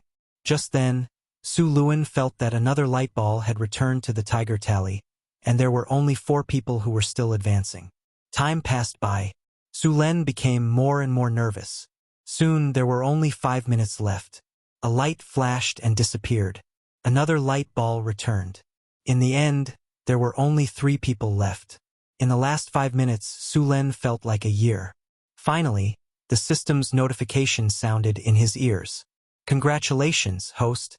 3 of your spear guards have successfully advanced to the formation breaker. The current number of formation breaker is 5. Seeing the 3 soldiers who had successfully advanced, Sullen's mood finally became better. Just as the northern battlefront city was developing rapidly, further north in the northern wilderness, the power of the elemental tide was constantly spreading. A large number of wild beasts had evolved into demon beasts. The races that lived here also felt threatened. Chief Rogthus, the team that went to the Great Glacier to explore, has returned. They brought back the latest news. In a huge tent, several orcs were discussing something. Outside the tent, tens of thousands of orcs were living in the wilderness. Since the last era, the orcs had been expelled by the humans, elves, and dwarves. They could only live in the barren northern wilderness. However, the orcs still did not give up on the fertile land in the south. Every 2 or 3 years, the orcs would carry out a large-scale invasion to the south. Every time this happened, the countries that bordered the northern wilderness would be the target of the orcs' attack. There was no strict border between the northern wilderness and the orcs. However, most of them relied on the terrain of the mountains to defend. Usually, the orcs would directly invade the southern wilderness. The northern battlefront city was not located on the main route of the orcs' army. When the northern battlefront city was first built, Sulen did not choose the north.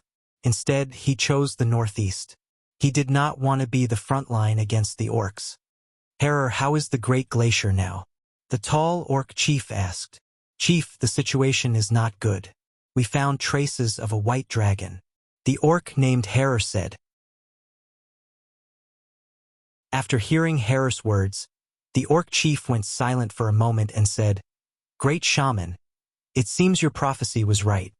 The situation we are facing now is very clear. In the coming days, more and more orcs will appear here. Our living environment will become more and more difficult. If we want the tribe to continue, there is only one way, and that is to go south. Citizens of Gawushan, now is the time of life and death. I, the chief of the Blackfire tribe, Rogthus, am officially telling you that we must obtain more fertile land to survive. The weak elves have fallen asleep, and the dwarves' kingdom has been divided. We only have to face the humans. As long as we defeat the humans, we can obtain the warm and fertile land under the sun. We have been silent for too long. It is time to let those despicable monkeys pay the price. Fight! Fight! Fight! Fight! The other orcs roared. More and more orcs began to roar. Soon, the entire camp had tens of thousands of orcs roaring. Their voices resounded through the sky. At the same time, the other orc tribes in the northern wilderness began to move at the same time. In the northern wilderness, the number of orcs living was no less than 1 million. According to the characteristics of all orcs being soldiers, they could easily form an army of 500,000 to 600,000. However, the beastmen usually didn't do this. The most fundamental reason was logistics. The beastmen didn't have enough food. If hundreds of thousands of beastmen gathered together, it wouldn't take long for them to starve to death. Therefore, the beastmen would usually unite with several tribes and form an army of around 50,000 people. They would then attack from multiple areas. The orcs began to move. A new round of war was about to begin. After dealing with the matters in the northern city, Sulen issued an order to purchase all kinds of magic plant seeds. At the same time, he began the next step of the restoration of the secret realm. There were many magic plants growing in the secret realm. In addition to the purple tulips, there were also mutated man-eating flowers, blood-sucking vines, and some amethyst bees. The ecological area in the secret realm had also begun to be restored. There were many wild herbs in the ecological area. Some of the herbs marked in Introduction to Potionology could be found here. Most of the magic plants were easy to deal with. The only troublesome one was the blood-sucking vines. These dark red thorny vines were a type of living vine. They would automatically attack nearby creatures. At the same time, they were poisonous. After killing their prey, they would drag it over and slowly digest it. The ecological area was very large. Although the original destruction was serious, it was slowly recovering. Earth, water, wind, fire. The Arcanists believed that these 4 elements were the basic composition of the world. They were also the prerequisite for the evolution of all matter. As the wizards who inherited the knowledge of the arcane empire, they also inherited this view. It was said that some legendary wizards would leave the main material plane and enter the astral world to roam other worlds. These wizards were called astral wizards. According to the information left behind by these astral wizards, they found that there were all kinds of planets. Some were solid, some were liquid, and some were gaseous. However, planets that could produce intelligent life had a kind of life force. Almost all of them had the characteristics of a fusion of these 3 types of planets. The great Arcanists believed that at the beginning of the multiverse, after the explosion of the source energy, the elemental planes of earth, water, wind, and fire were created. During the evolution, different types of planets were created due to the proportion of the elements. Those planets that could support life were mostly the result of the harmony of the four elements. Only this kind of harmonious plane could give birth to all kinds of creatures and finally become a prosperous plane. At the same time, the Arcanists' theory of constructing superlarge demiplanes originated from this. The Grand Arcanists believed that only a complete elemental balance could create a new world, a superlarge demiplane that could allow life to flourish. Creating a world was not difficult. Basically, if a legendary wizard was willing to spend his life, he could create a relatively small half-plane world. However, no wizard would do so. The environment in the secret realm also had to comply with this requirement. If there was a problem with the ecological structure of the secret realm, it would collapse and be rebuilt. However, if there was a problem with the basic elemental structure, it would lead to the collapse of the secret realm. Therefore, Sulen had been strict when it came to restoring the secret realm.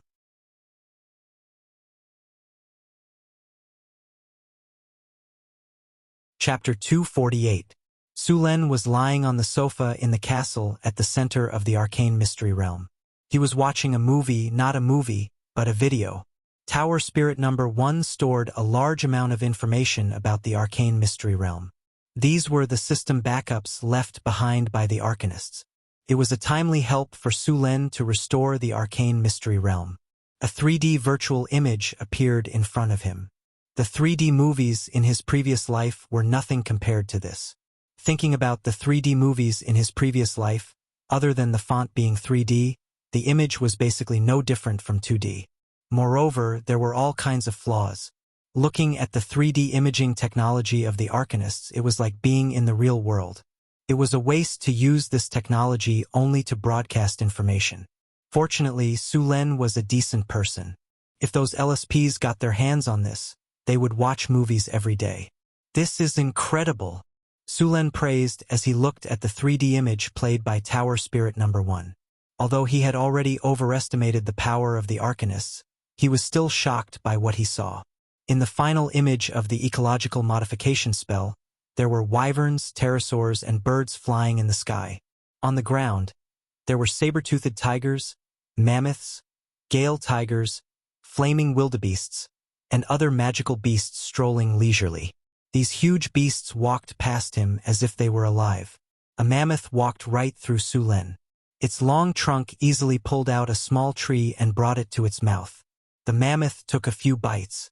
Perhaps it didn't taste good, so it swung its trunk and threw it away.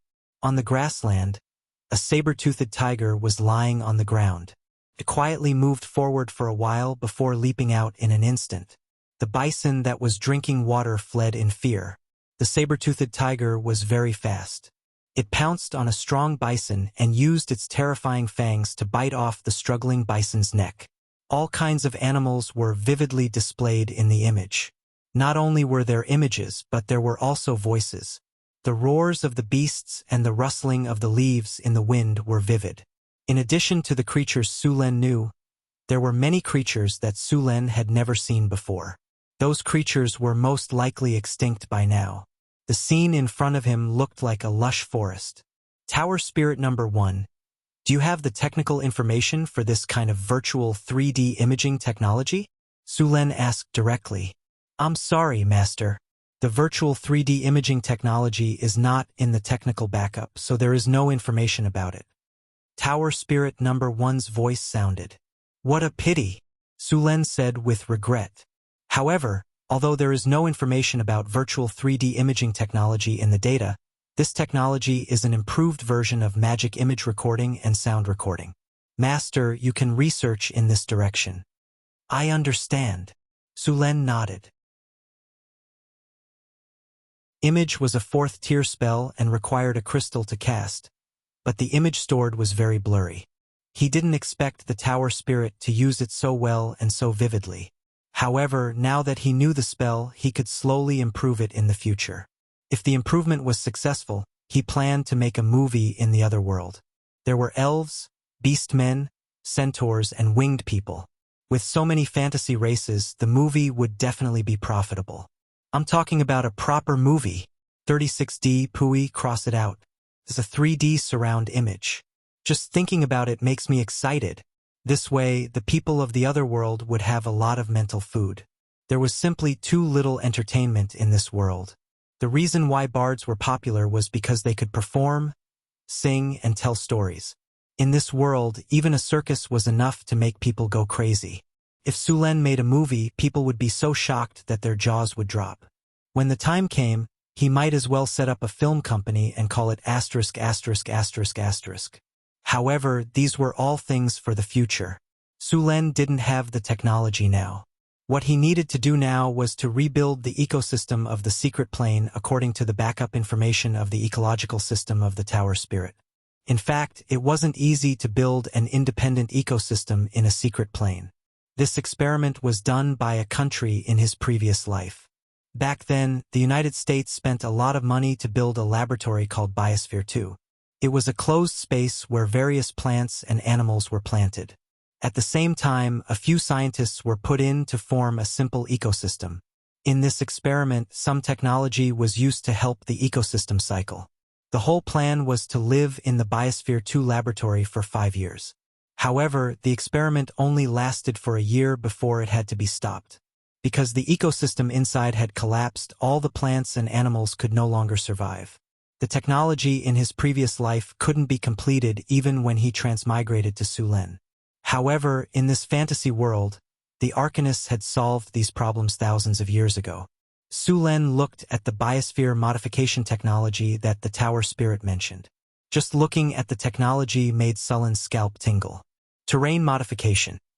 Use magic to modify the ground into the shape you want. The lowest level is 7, and the highest level is 10. Environment modification. Permanently change the environment of a space or place. The more the environment is modified, the more difficult the spell is. The lowest level is 5, and the highest level is 10. Ecological recombination. Permanently change the ecology of an area. The creatures in the area, the highest level is 15, will be changed according to the caster's wishes. The lowest level is 9, and the highest level is 10. Gene cultivation. A magical spell combined with cloning. Can use the genes of some creatures to directly create the original creatures. Note: this spell can only create normal creatures. It has no effect on magic creatures. Level 8 spell. Gene recombination. A powerful spell invented by the Arcanists. This spell can use existing genes to create new creatures. Note: this spell is very dangerous. Please use it with caution. Level 9 spell. Bloodline modification. A bloodline modification technique invented by the Arcanists. It can allow a normal creature to have the abilities of other creatures. Note: this spell is easy to cause bloodline diseases. Please use it with caution.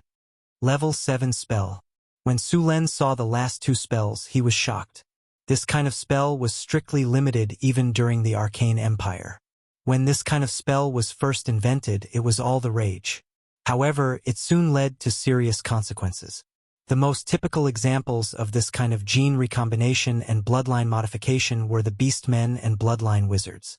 The Beastmen were first created by some Arcanists. Sulen didn't know the specific reason. Under normal circumstances, the bloodline of the Beastmen was very unstable, and there were often various problems. However, the Beastmen also had talents that ordinary people didn't have. For example, as long as the cat Beastmen reached adulthood, their agility would generally exceed 20. The bear Beastman's strength was also generally outstanding. Later, for some reason, this kind of gene recombination technology was banned by the Arcane Empire. As for the bloodline modification technique, this kind of technology was generally used on the Arcanists themselves. Many of the Arcanists' descendants didn't have the ability to cast spells, so they invented this kind of technology so that their descendants could have the bloodline ability and become warlocks. In addition to these technologies, there were various weather spells in the technical information, which could change the seasonal climate in the secret realm. These spells could almost be used to transform a half-bit wall into a large secret realm. Of course, the manpower and material resources needed were far from what 1 or 2 wizards could do. Even legendary wizards couldn't do it. Only a dozen legendary wizards working together could achieve that kind of world-like miracle. Sulan's current secret realm was, of course, not so exaggerated. Although his secret realm covered a large area, it was essentially different from the half-bit-wall secret realms. The half-bit-wall secret realms could exist independently and didn't need to be attached to the main plane. Sulan's secret realm of space folding was just using space spells to hide a piece of land in the material plane. Overall, it still belonged to the material plane. Although this kind of secret realm couldn't be compared to the half-bit-wall secret realm, one advantage was that there was no need to reconstruct the terrain, the air and gravity system of the secret realm didn't need to be reconstructed, and there was no need to open up space or half-bit-wall. The difficulty of construction was sharply reduced.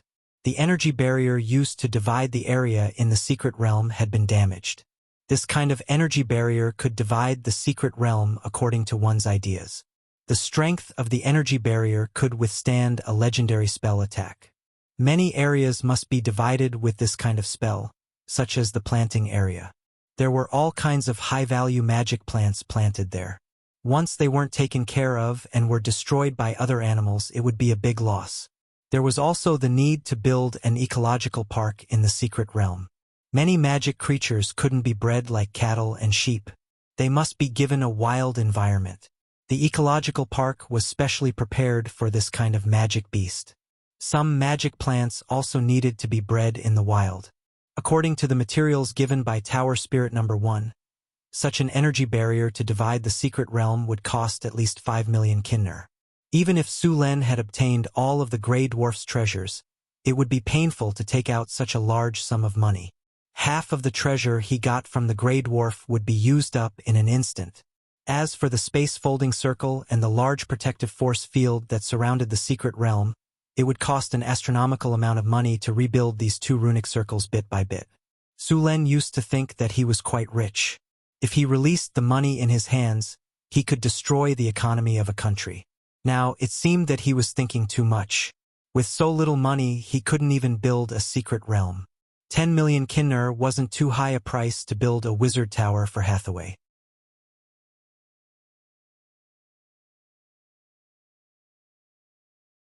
Chapter 249.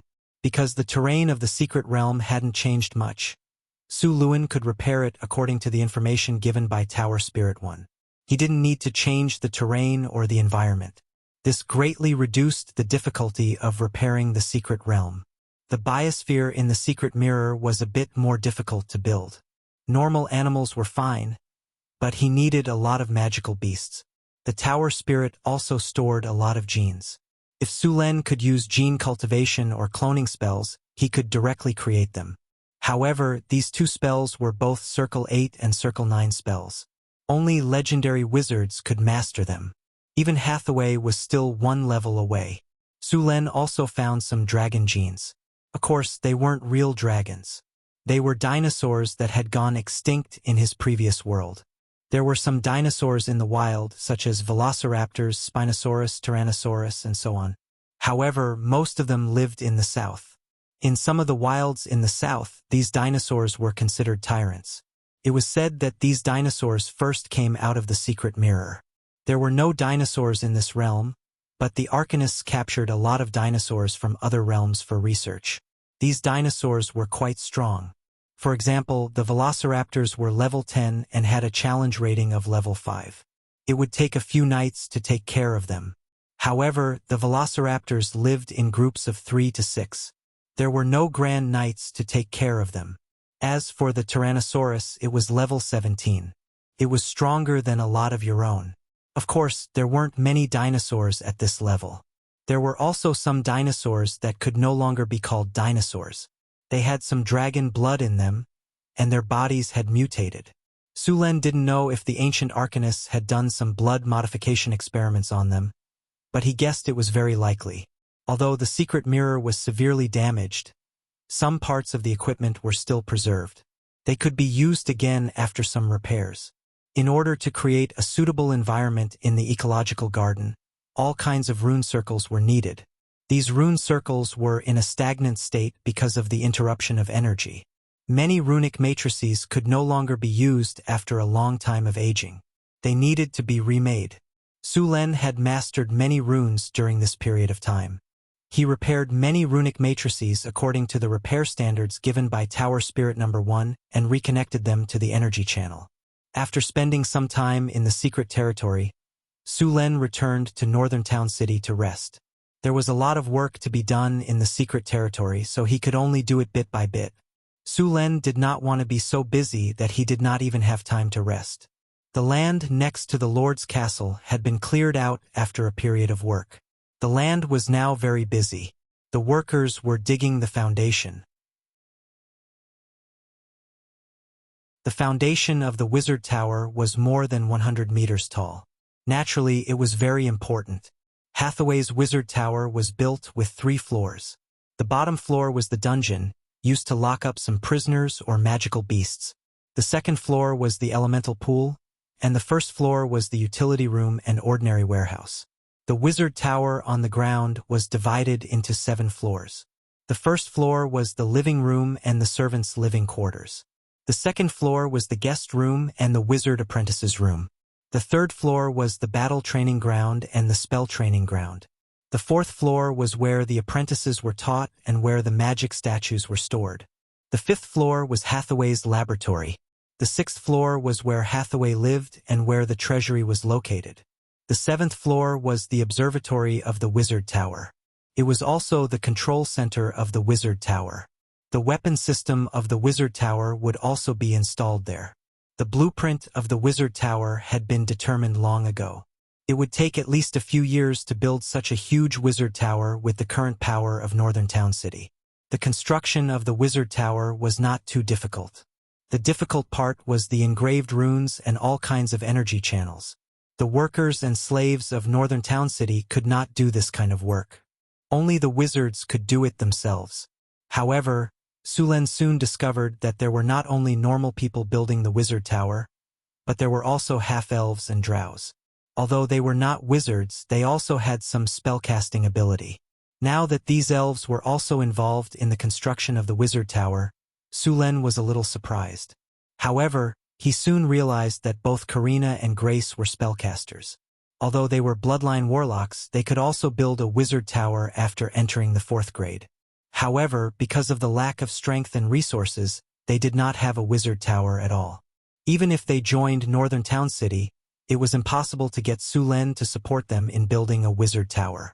The construction of a Wizard Tower almost bankrupted Northern Town City, let alone building 3 Wizard Towers. Now that Hathaway was building a Wizard Tower, they naturally wanted a share of the profits. Although they could not become the owner of the Wizard Tower, they could still use some areas of the Wizard Tower. Hathaway naturally agreed to their request. The condition was that they needed to help build the Wizard Tower. The foundation of the 120-meter Wizard Tower was a full 30 meters. Thousands of construction teams worked under the supervision of the drows. The soil would be transported to other parts of the city. Under the foundation of the Wizard Tower, the original soil was turned into rock by using the mud to stone spell. Some places were even blessed with the hardening spell to increase the strength. The base of the Wizard Tower would be built here. The Wizard Tower and the base would be connected by a structure. These were reserved for the future upgrade of the Wizard Tower into a floating space tower. The upgraded form of the Wizard Tower was the Floating Space Tower. This was the original form of the Floating Space City. Since the destruction of the Arcane Kingdom, the construction technology of the Floating Space City had been incomplete, but the technology of the Floating Space Tower had been preserved. A huge amount of energy was needed to make the Wizard Tower fly. Although the elemental pool could not support the consumption of the Floating Space City, the consumption of the Floating Space Tower could still support it.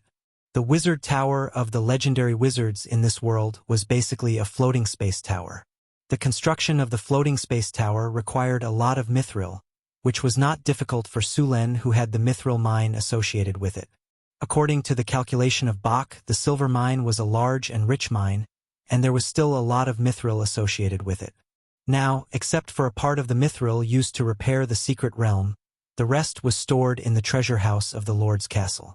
It would be used when the Wizard Tower was upgraded to a floating space tower. A large amount of steel was transported out of the blacksmith workshop. After being smelted by the blast furnace, the metal processed by the gray dwarfs was already steel. The construction of the wizard tower required a lot of steel. A steel skeleton was erected, and a large amount of obsidian was transported. If one had enough money, they could use obsidian to build the whole tower. Just like the Rollin Kingdom, if one had enough money, they could use obsidian to build the city wall. Although Sulen also wanted to use obsidian to build a wizard tower, considering that it also required a lot of money to repair the secret realm, he could only reduce the amount of obsidian used in the wizard tower. Obsidian was only used in some important areas of the wizard tower, and ordinary marble was used in other places. In fact, some wizards who were really poor would use ordinary stones to build the wizard tower. Of course, they could also use soil. First, they would use mud to rock to turn the soil into rocks, and then cast hardening on the rocks. Although it was more troublesome, the strength of the wizard tower was also very high. Of course, the workload of the wizard would increase by many times.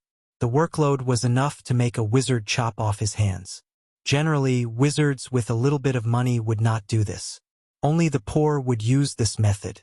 The effect of hardening was permanent. Wizards at the level of a great wizard could cast it to make wood as strong as steel. If it was stone, the strength would be even higher. Wizard towers that could really travel to the astral world were built with a large amount of obsidian, and then cast hardening on the basis of the obsidian. The strength of the wizard tower built in this way would reach an extraordinary level. Sulen had sent 2,000 kobolds to the underground world to mine obsidian. However, obsidian was very hard to mine, so other than mining obsidian from the underground world, North Town City had also bought a large amount of obsidian from the Rollin Kingdom. The craftsmen built according to the requirements of the blueprint. The half-elf spellcasters and drows began to cast mud to rock on the rocks and obsidian.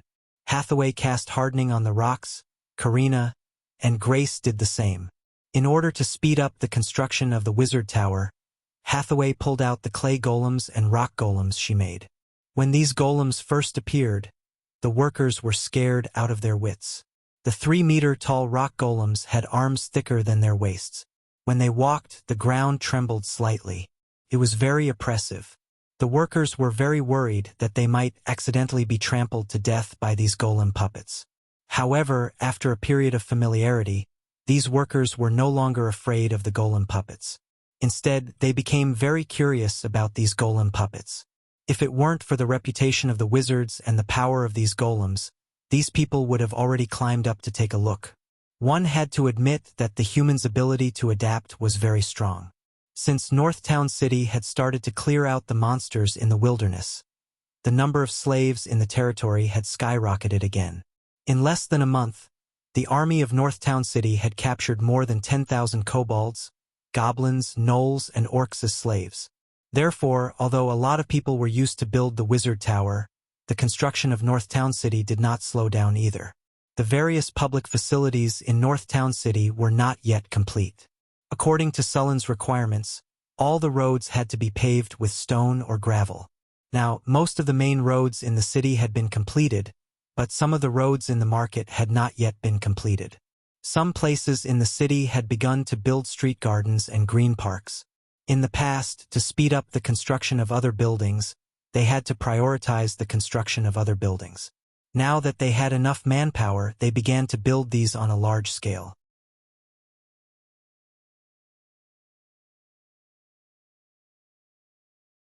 Chapter 250. In the northern wastelands, while the northern city was under construction, in the wastelands northwest of the Sierra de Lotus, a large number of orcs were moving southward. Summer was about to pass, and the sun in the sky was not as hot as before.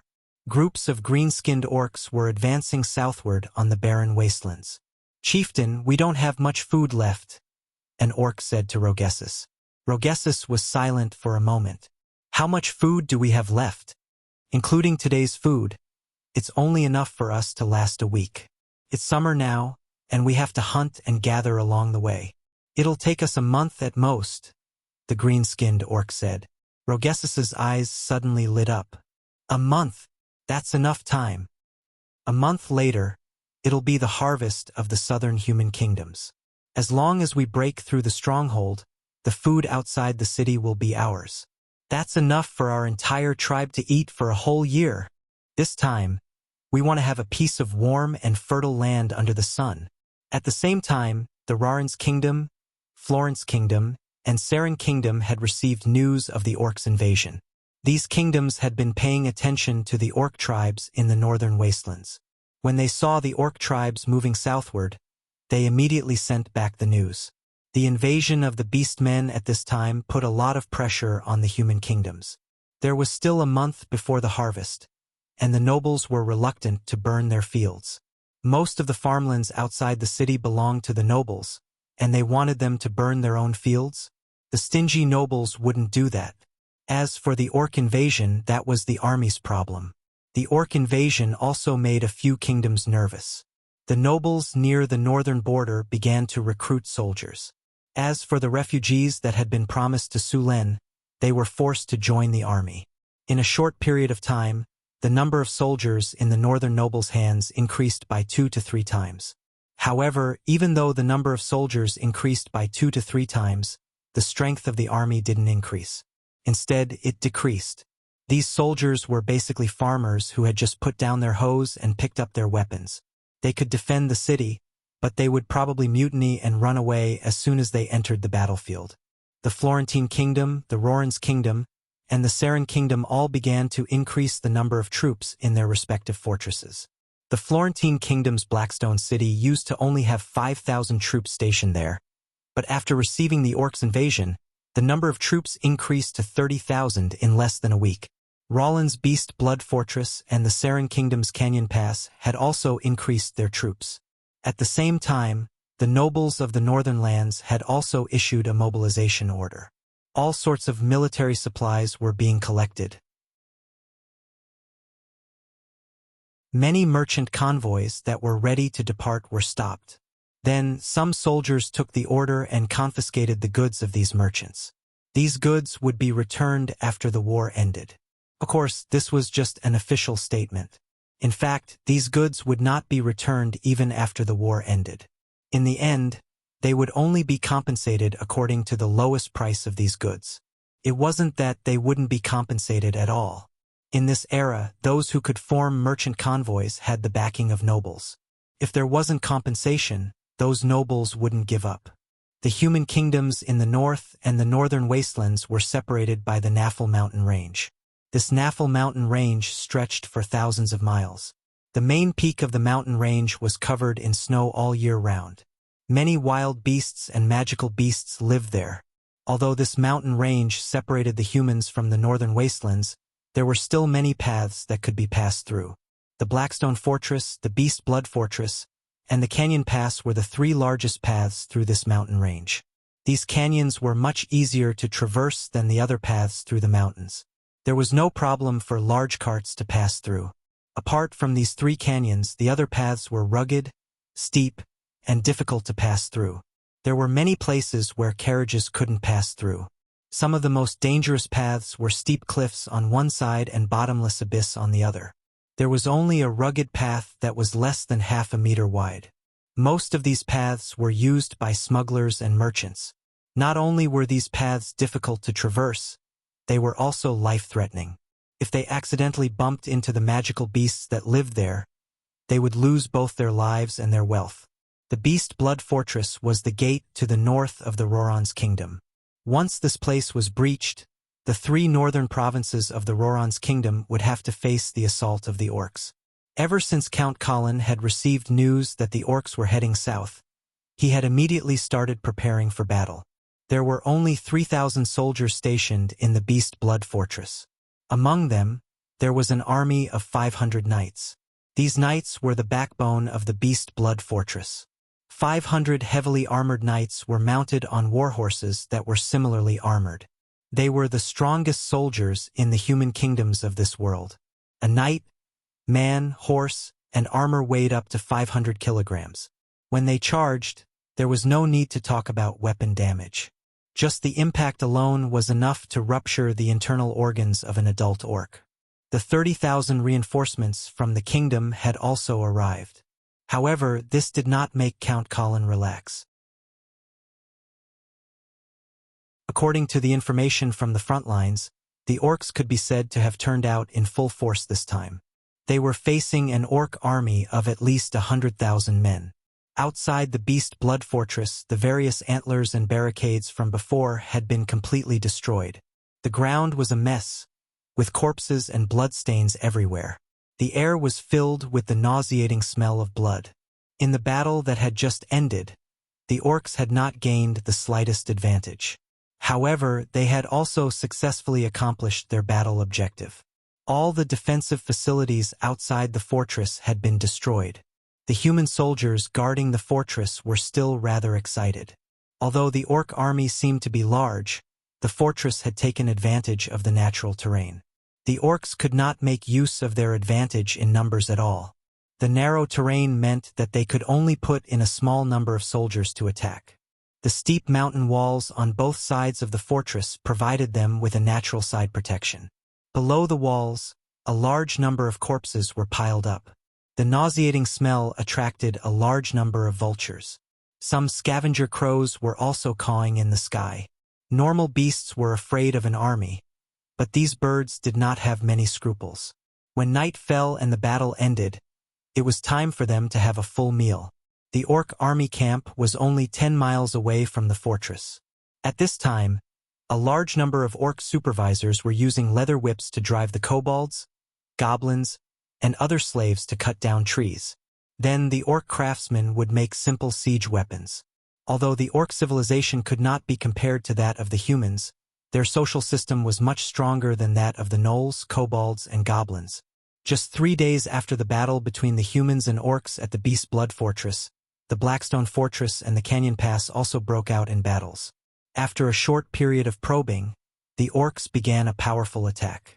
Sulen knew that the orcs would invade later.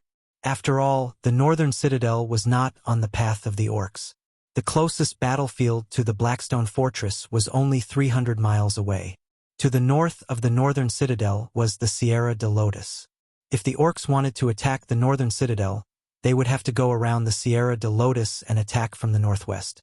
After knowing that the orcs were attacking, Sulen immediately called back the army that was clearing out monsters and bandits in his territory. The northern citadel now had 7,000 soldiers. Most of them were spearmen. There were 4,000 of them, followed by 2,000 archers. Originally, Sulen wanted to form more archers.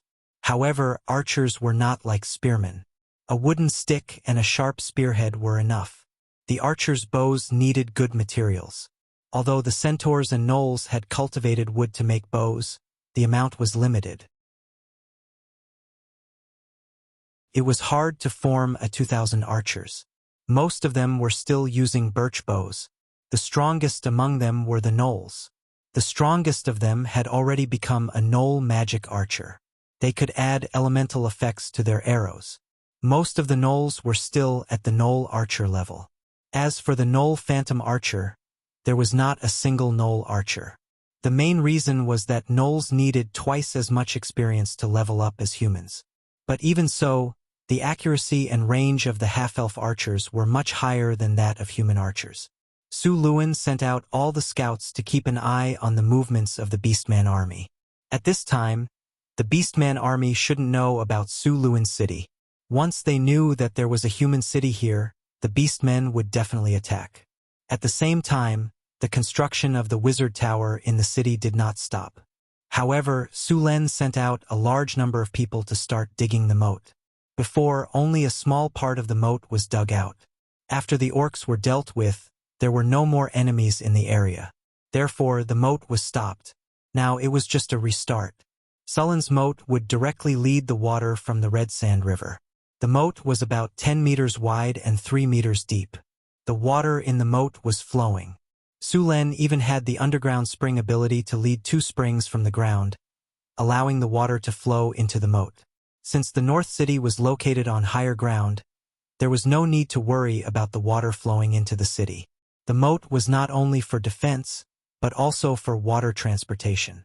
Sulen planned to build a dock outside the city after the war. It would allow ships to transport goods from the Red Sand River to the city gate through the moat.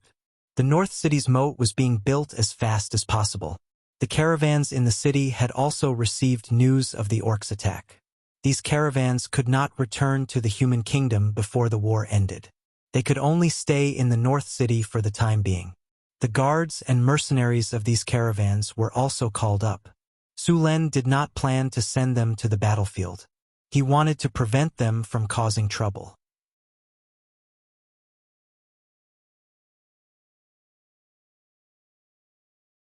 Chapter 251. Although these mercenaries and guards weren't as strong as the regular army, they were still much stronger than normal people. Su Len didn't want these mercenaries and guards to cause trouble in the city while he was fighting on the front lines. Su Luen had never overestimated the moral integrity of mercenaries and caravan guards. In this era, it was very dangerous to do business in the wilderness, especially in the northern wasteland. It was fine when they were in the city or within the city limits, because these people were like normal merchants. But in the wilderness, the law of the jungle prevailed. It was common for the merchant guards and mercenaries to rob other merchant caravans. These people were merchants when they entered the city, and bandits when they left. Unless they were caught directly, it was impossible to tell them apart. Su Len also had a lot of crazy things in the city, such as the secret recipe of white sugar, the brewing process of rum, paper making, and so on. Any one of these skills was worth tens of thousands of gold. As long as you learned one of these skills, you wouldn't have to worry about money for the rest of your life. It wasn't impossible for you to even get a noble title. These people wanted to steal these skills from the first day they came to the city. Last month, Chris caught more than a dozen people who wanted to steal these skills. On average, she caught one every 2 days. As for what happened to these people in the end, it wasn't bad. Alex told Su Len that the low-grade harpies wanted some materials. Su Len waved his hand and gave these people to Alex to live in the Eagle Stronghold. There were more than 3,000 harpies in the Eagle Stronghold. Apart from the harpies and their leader, the rest of the harpies couldn't break free from their instincts. Those who dared to steal skills in the northern wastelands were all strong. Many of them were knights. This was good news for the harpies. These people were fed by the harpies 24 hours a day. They didn't rest at all. They were working hard all the time. These people could be said to be enjoying the feeling of having 3,000 wives. Once the orcs attacked the northern wastelands, the Castellan's mansion would definitely withdraw their men. At that time, the defense would naturally be a bit lax. Su Len didn't think these merchants would let go of such a good opportunity to resist the orcs. They would definitely take advantage of it. Su Len never overestimated human nature. The cheapest and most precious thing in the world was human nature. It was also the most vulnerable thing in the world. Blackstone Stronghold. The battle had already been going on for 3 days. The orc army had sent out a large number of servants to fight. They used these servants to consume the rolling stones and arrows of the humans. The high-intensity battle had consumed a lot of the Blackstone Fort's resources. The Blackstone Fort was a military stronghold and its walls were repaired quite well. The orc army didn't have any advantage. On the 4th day of the war, the Blackstone Stronghold. The city walls. The siege tower was a simple building made of wood. The orc soldiers could enter from the bottom of the siege tower and climb up the stairs.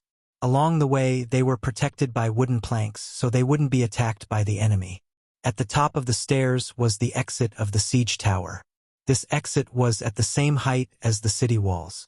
After walking out, one could immediately step onto the city walls and engage in close combat with the enemy. The Blackstone Stronghold was crudely made, but its effect was not bad. The Blackstone Stronghold was built by the Blackstone Stronghold. Although the Blackstone Stronghold was a great tool, its weakness was also obvious. It was slow. The Blackstone Stronghold was built by the Blackstone Stronghold. It was rough and heavy. If it was a normal human, it would be difficult to push the Blackstone Stronghold forward. However, it was just right for the Blackstone Stronghold. Other than the Blackstone Stronghold, the Blackstone Stronghold had also prepared some ladders and battering rams. The Blackstone Stronghold was pushed by the Blackstone Stronghold. The soldiers and generals of the Blackstone Stronghold looked serious. When they saw the Blackstone Stronghold approaching, they ordered the Blackstone Stronghold's archers to shoot fire arrows. The fire arrows were a threat to the Blackstone Stronghold.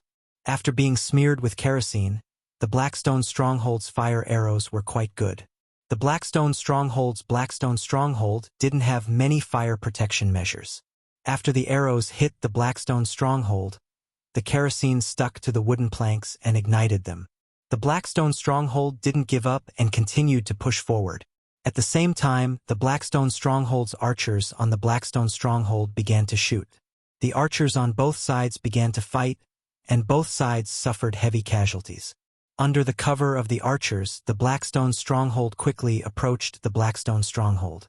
The fastest battering rams were about to reach the Blackstone Stronghold. Suddenly, a fireball the size of a washbasin flew out from the Blackstone Stronghold. The fireball dragged a long tail behind it as it flew towards the battering rams. Boom! An explosion sounded. The battering rams and the dozen or so Blackstone Stronghold soldiers were instantly engulfed in flames. The wooden battering rams were blown to pieces under the force of the explosion. The dozen or so Blackstone Stronghold soldiers were also set ablaze. Wizards! Wizards! We have wizards! The soldiers on the Blackstone Stronghold cheered. The morale of the Blackstone Stronghold skyrocketed. On the Blackstone Stronghold wall, a middle-aged man in a red robe waved his magic staff. Soon, another fireball flew out. This time, the fireball flew directly towards a tall Blackstone Stronghold. The 20-meter-tall Blackstone Stronghold couldn't dodge at all. It was instantly hit by the fireball. This Blackstone Stronghold that didn't burn down after taking so many arrows exploded. The Blackstone Stronghold archers on the Blackstone Stronghold were blown away. The tall Blackstone Stronghold was split in half. Many Blackstone Stronghold soldiers below were directly hit by the burning wood. The Blackstone Stronghold was instantly engulfed in flames. The Blackstone Stronghold soldiers that didn't make it out were burned alive. This wizard cast a few fireballs to destroy most of the Blackstone Stronghold's siege weapons. He was only an intermediate wizard. There were only a few wizards in the Blackstone Stronghold. The wizards wouldn't use up all their mana. What they did just now was to boost the morale of the Blackstone Stronghold. Even though most of the siege towers had been destroyed, the orcs quickly pushed out new siege machines. This time, the adepts did not continue to attack.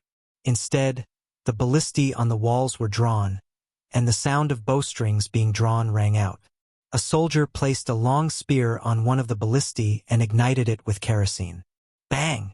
With a buzzing sound, the 3-meter-long spear flew out and pierced through an orc. It then fiercely nailed itself onto the siege chariot. The heavy siege chariot shook back and forth a few times. The flames on the spear ignited the siege chariot. Bang! Bang! Bang! Bang! Bang! The sound of bowstrings rang out on the Blackstone Stronghold wall. Spears flew out one after another, leaving a trail of corpses in their wake. The Blackstone Stronghold soldiers that were directly hit had a bowl-sized bloody hole in their bodies. Some of the Blackstone Stronghold soldiers that were too close were directly pierced through. However, the accuracy of the ballistae was limited. Their firing speed was also slow. Many of the siege weapons still managed to get close to the Blackstone Stronghold wall. Seeing this, the general of the Blackstone Stronghold immediately gave the order to counterattack. 500 knights quietly lined up behind the Blackstone Stronghold gate. These knights all wore metal armor and held sharp swords in their hands. The 500 knights quietly stood behind the gate, waiting for the gate to open. An impassioned horn sounded. The gate of the Blackstone Stronghold slowly opened. The knights who were already prepared immediately charged. The 500 knights instantly moved. The sound of hooves thundered on the battlefield. The fully armored knights instantly rushed out of the Blackstone Stronghold gate and directly charged towards the Orc Stronghold's siege weapons. The orcs never thought that the humans would actually open the gate and attack. The Blackstone Stronghold was immediately scattered by the human knights. The infantry was completely massacred by the charging heavy cavalry. Even the orcs were the same. Wherever the knights went, the orcs were cut down like grass. In just 2 charges, the Orc Stronghold's vanguard was scattered. Seeing the orc stronghold soldiers fleeing in panic, the knights did not continue to pursue. Instead, they ignited the kerosene that they carried with them and threw it on the siege weapons. Dozens of siege weapons were quickly ignited. After these siege weapons were ignited, a deep horn sounded. All the knights turned their horses around and returned to the Blackstone stronghold. After the last knight entered, the gate closed again. The battle was still not over. The orcs did not choose to retreat after losing a large number of siege weapons. Instead, they sent another 2,000 to 3,000 soldiers to attack the Blackstone stronghold with ladders. The general of the Blackstone stronghold, Count Lewis, had a heavy expression on his face. These damned orcs want to take us down in one go? Aren't they afraid of breaking their teeth? The archers madly pulled their bowstrings. Many of their arms were sore from pulling the bowstrings for so long. Many archers even had their fingers cut by the bowstrings. A rain of arrows fell from the sky, but the orcs were not afraid at all. The orc stronghold soldiers raised crude wooden shields. Many of the wooden shields were not even stripped of their bark. They forcefully endured the rain of arrows and continued to attack the Blackstone stronghold. A large number of orcs charged without caring about casualties. Soon, a ladder was placed on the Blackstone stronghold's wall. The orc stronghold at the back sped up and quickly climbed up the wall. They then stabbed down with their spears. A few orc stronghold soldiers cut off the hooks of the ladder and pushed it down. 2 orc stronghold soldiers who were halfway up the ladder fell from the sky. A tall orc stronghold jumped up the Blackstone stronghold's wall after a few jumps. He swung his giant axe and chopped the orc stronghold soldiers in half along with their weapons. He then defended the Blackstone stronghold's wall and allowed more orcs to climb up. Soon, 5 orcs came up. These orcs were under the lead of the orc stronghold's leader. The human soldiers around them were forced to retreat. Seeing this situation, a few knights immediately rushed up with their men. You're tuning in to the Journey of the Soul YouTube channel. Don't forget to subscribe and join us on this journey to catch the most captivating stories.